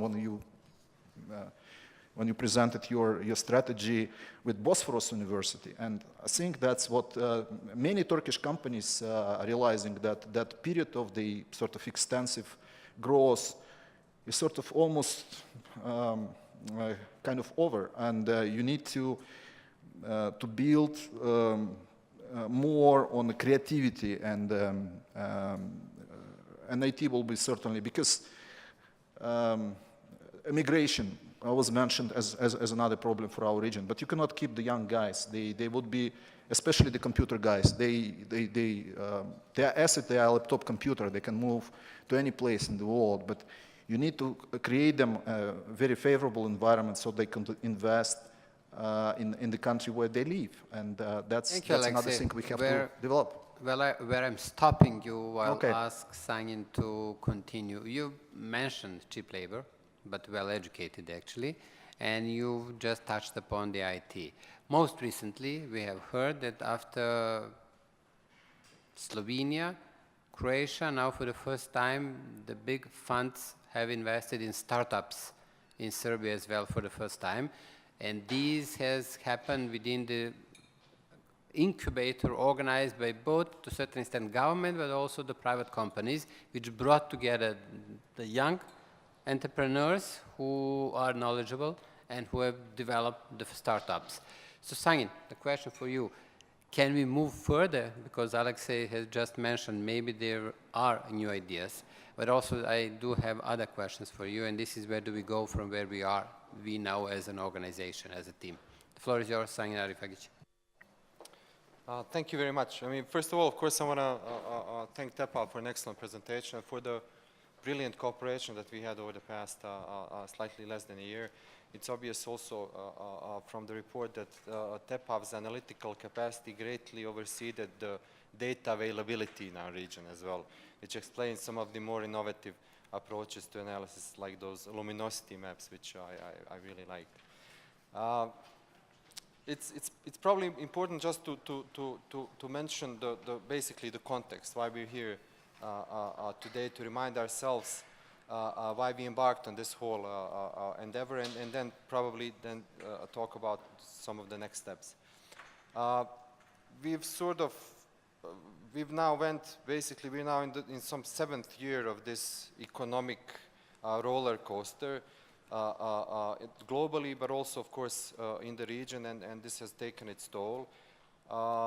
We've decided to basically take a step back, take a deep breath, and then look at what's happening within the region, within the EU, with some of our main trading partners, and try to identify whether there could be some stronger links to some, let's say, stronger growth economies that are in our neighborhood, but probably maybe even further along. So of course we didn't have to look long. I mean, Turkey was there as an obvious partner to the Western Balkans, if for nothing else than for the fact that it was already there, as we saw also from the presentation. And I think, and I'm really glad that we're basically now sort of wrapping up the first step, or the first phase of this. Now for us, the crucial question is going to be how to now operationalize some of these recommendations that we've seen in the report, and not just, of course, for the RCC, which plays a very minor and tiny role in this whole endeavor, but also for everyone else, for our governments, for businesses, most importantly, for chambers, for other institutions that could be involved in this process. For us, our main role is basically to convene all of these stakeholders together and to try to broker some agreements and some ways to move forward. I mean, if we reflect on some of these recommendations, we can already say that some of them are already being put into practice. I mean, Esen talked about a policy dialogue between the countries in the region and Turkey. This is something that we would definitely like to enhance in the next period. There are already some first attempts on the industrial policy, on industrial development, between our policymakers, the Turkish policymakers, and this is something that we want to enhance and basically also try to expand to some of the other areas that we talked about. We already have some platforms for this, so this is going to be a bit of an easier step. However, of course, everyone is a bit impatient in terms of seeing the results, and we all know that with policy, it is going to take time for these debates, for discussion to mature into actual policies, for policies to convert into measures, then instruments, and then, of course, for us to measure all of these results. In the meantime, there's a number of things that we can do together. I liked very much the proposal for identifying these fast growth companies in Southeast Europe, and it also links to a question that we had from CSEL as well. And this is how do we really move people to become entrepreneurs in our region? In our region, we actually have some of the lowest activity rates in Europe at the moment. People are not entrepreneurial. So we really need to really identify and find these good examples of entrepreneurship wherever they are in the region, and then really celebrate these people, really put them up on this pedestal and explain to everyone why are they important in a wider, basically, social context. So I think this is something that could be done if not in a short term, then at least in a medium term, where we can actually really try to reap some benefits from this. There was a number of questions, of course, also from the audience. I wouldn't want to ignore them as well. I mean, from ETF, we had a question on skills. This is obviously a pertinent topic for all of our participants in the RCC. We recently did this public opinion and business sentiment survey, this Balkan Barometer, and there we can see that, I mean, for example, we asked 1,400 companies different questions regarding skills, and for example, in at least in Bosnia and Herzegovina and in most of the other countries, this was the case as well. The companies had difficulties to fill some vacancies for more than a year. I mean, and we're talking about a quarter of the companies that responded this. So there's an obvious skills mismatch in the country and in the wider region. This is something that really needs to be addressed by both the policymakers, but also the businesses trying to work together to really find sustainable ways to really monitor what kind of skills are necessary. And this is also going to need some proactive planning on the side of the policymakers as well, in terms of what kind of some sort of skills forecast and skills projections in terms of what are we going to ask from our educational systems to produce in the next period to satisfy the needs of the business community. The question from SIEPA I liked very much, because it's one that we've been struggling with for years now, and that's basically how to use this competition between the countries in investment attraction, and how to use this positive competition and move it into something that would really benefit everyone in the region. It's a very, very But difficult... are we getting closer to a limits in competition, particularly between the government in Belgrade and government in Skopje, to be very frank? That's a very good question. I think we're reaching the point where we're sort of driving ourselves into the ground in terms of, I mean, someone would really have to analyze the net effects of some of the FDIs, given the incentives that are out there for the investors, and really see what are the benefits of this type of an approach, because I'm afraid that we are getting into a phase where this type of competition is becoming sort of unsustainable between especially some of the players in the region. So there has to be another approach. We're not saying that we know what this approach is. The first step would probably be to try to, I mean, cooperate more first on a regional level and sort of branding the region. This is something that we can all easily agree upon, to really try to remove this stigma of the Balkans that's there. I think we can all agree on this, and to really promote it as a sexy, interesting, vibrant region that's right there on the border of the EU, a region that's going to pick up in terms of investment, and I think this is something that's definitely worth doing between all of the countries, and I think this is something that should be done. So first on the macro level, and then also maybe look at the value chains. I mean, and try to promote investments into value chains, which basically then connect two or more countries.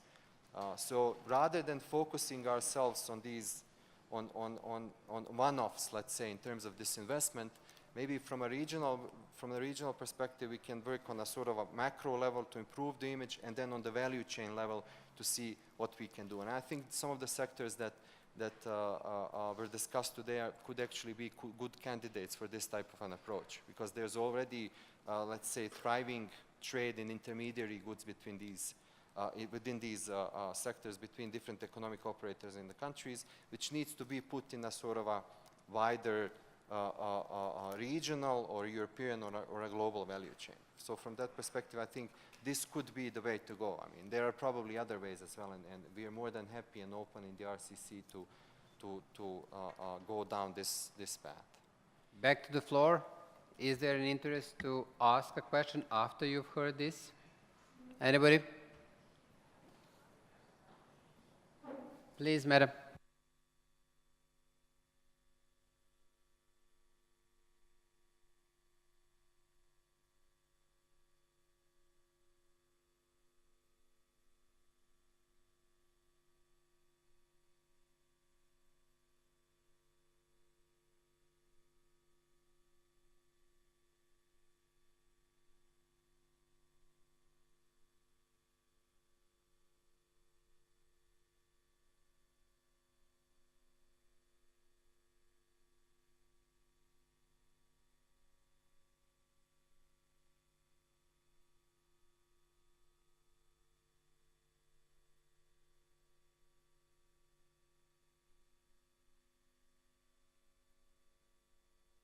Okay, transferring the political will into an action. Efke, please. Madam?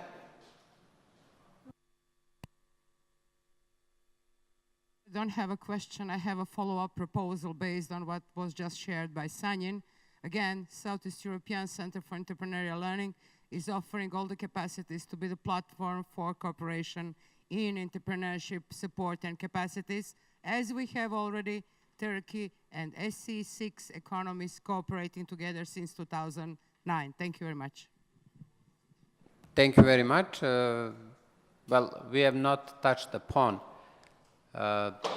We have mentioned new technologies, but we have not mentioned the fact that only in a matter of days we're going to be starting a work of the WISE Center in Split. It is happening in a matter of 2 weeks' time, which is very important because the added value, as we have heard by the TAPA presentation, is actually on a low level of what is being exported by the region. So this is another thing that we're going to have in a matter of days. Now I'm turning back floor to fellow panelists. So now you can have an opportunity to answer the concrete question we have heard, but also to sum up what you wanted to say so that we can finish. The floor is for you, Mr. Sain.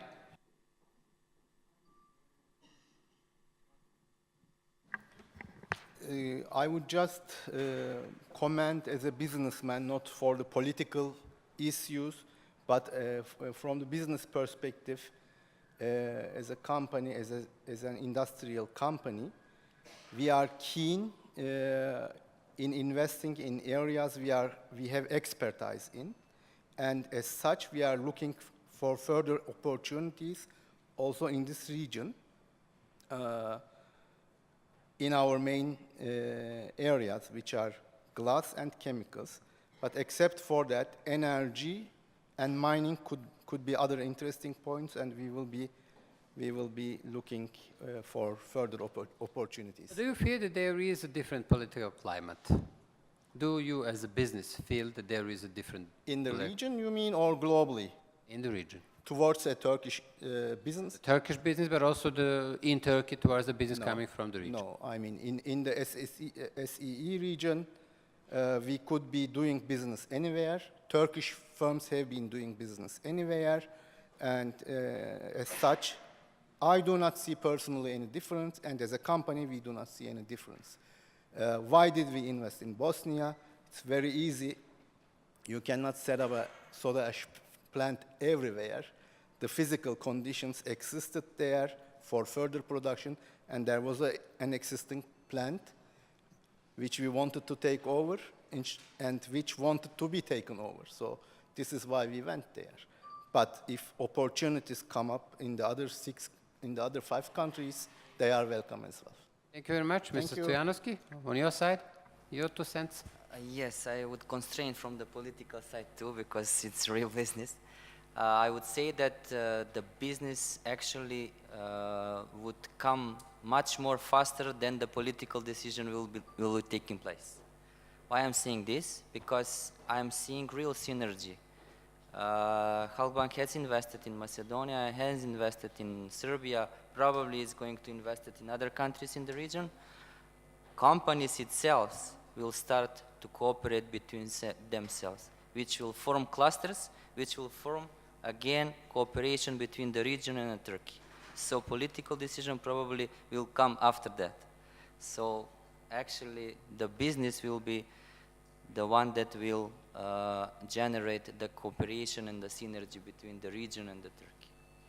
Thank you very much. Alex, for your question, can we see the region joining efforts in approaching third markets? Yes, of course. Well, that's what I was about to say. I think every crisis, every time like this one brings challenges and opportunities, and I am more kind of inclined to see it half full than half empty. That's why I think, and I personally made my most successful investments during or right after the crisis times. We are investing now in Ukraine, and you can imagine it's not easy environment. during that huge devaluation. In any case, I think there are a lot of opportunities in the region, and I think we should explore all of them. And I'd say it seems natural to me that Turkish companies are very well poised to explore them first because they have knowledge, they have experience, well, they have capital, they have money, they have people, they have a lot of things which need to exist in order to structure a successful investment. So overall I'm positive, and something which doesn't kill us make us stronger, right? Thank you very much, Alex. Sangin, actually, I'd like you to have a closing remarks rather than myself, but I do have a question.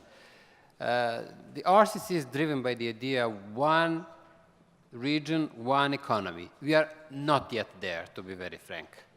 What the RCC is doing is trying to make it happen. So what next?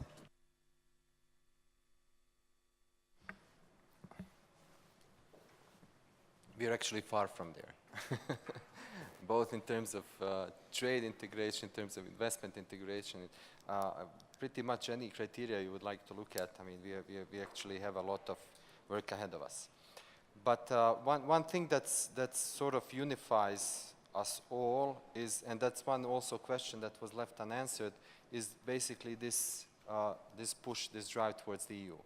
So, I mean, as in any type of relationship, what we're doing at the moment, both DSC 6, but also Turkey to a certain extent, I mean, we're courting the EU, and in this process, we're of course trying to make ourselves more beautiful, prettier to this, to the other person. We're spending more time with them, and of course, as a result of this process, we end up looking more as this an ideal image of the EU that we should also become.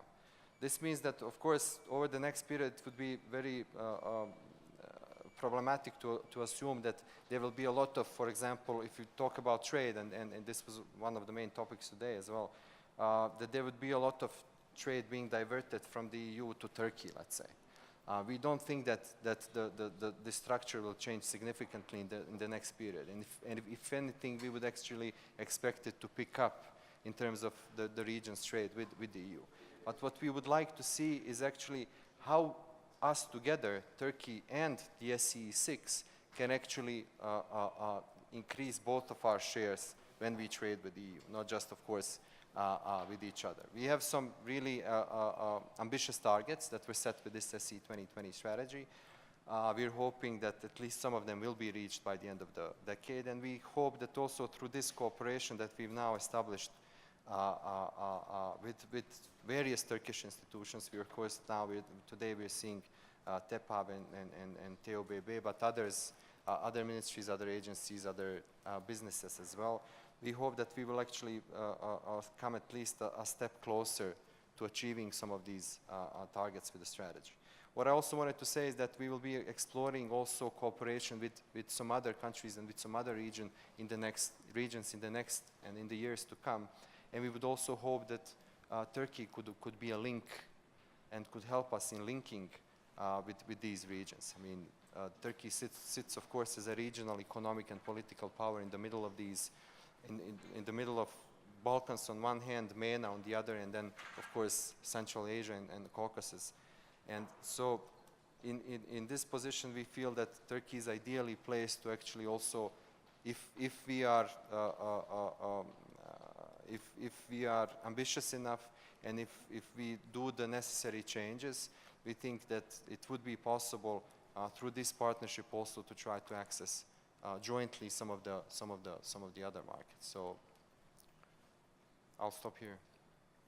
Thank you very much. I think it is about time to close this panel. I'd once again like to express my gratitude to TEPAB, to TOBB, and would very much like to say a big thank you to all the panelists, but also to all of you who've been actively contributing into this exercise.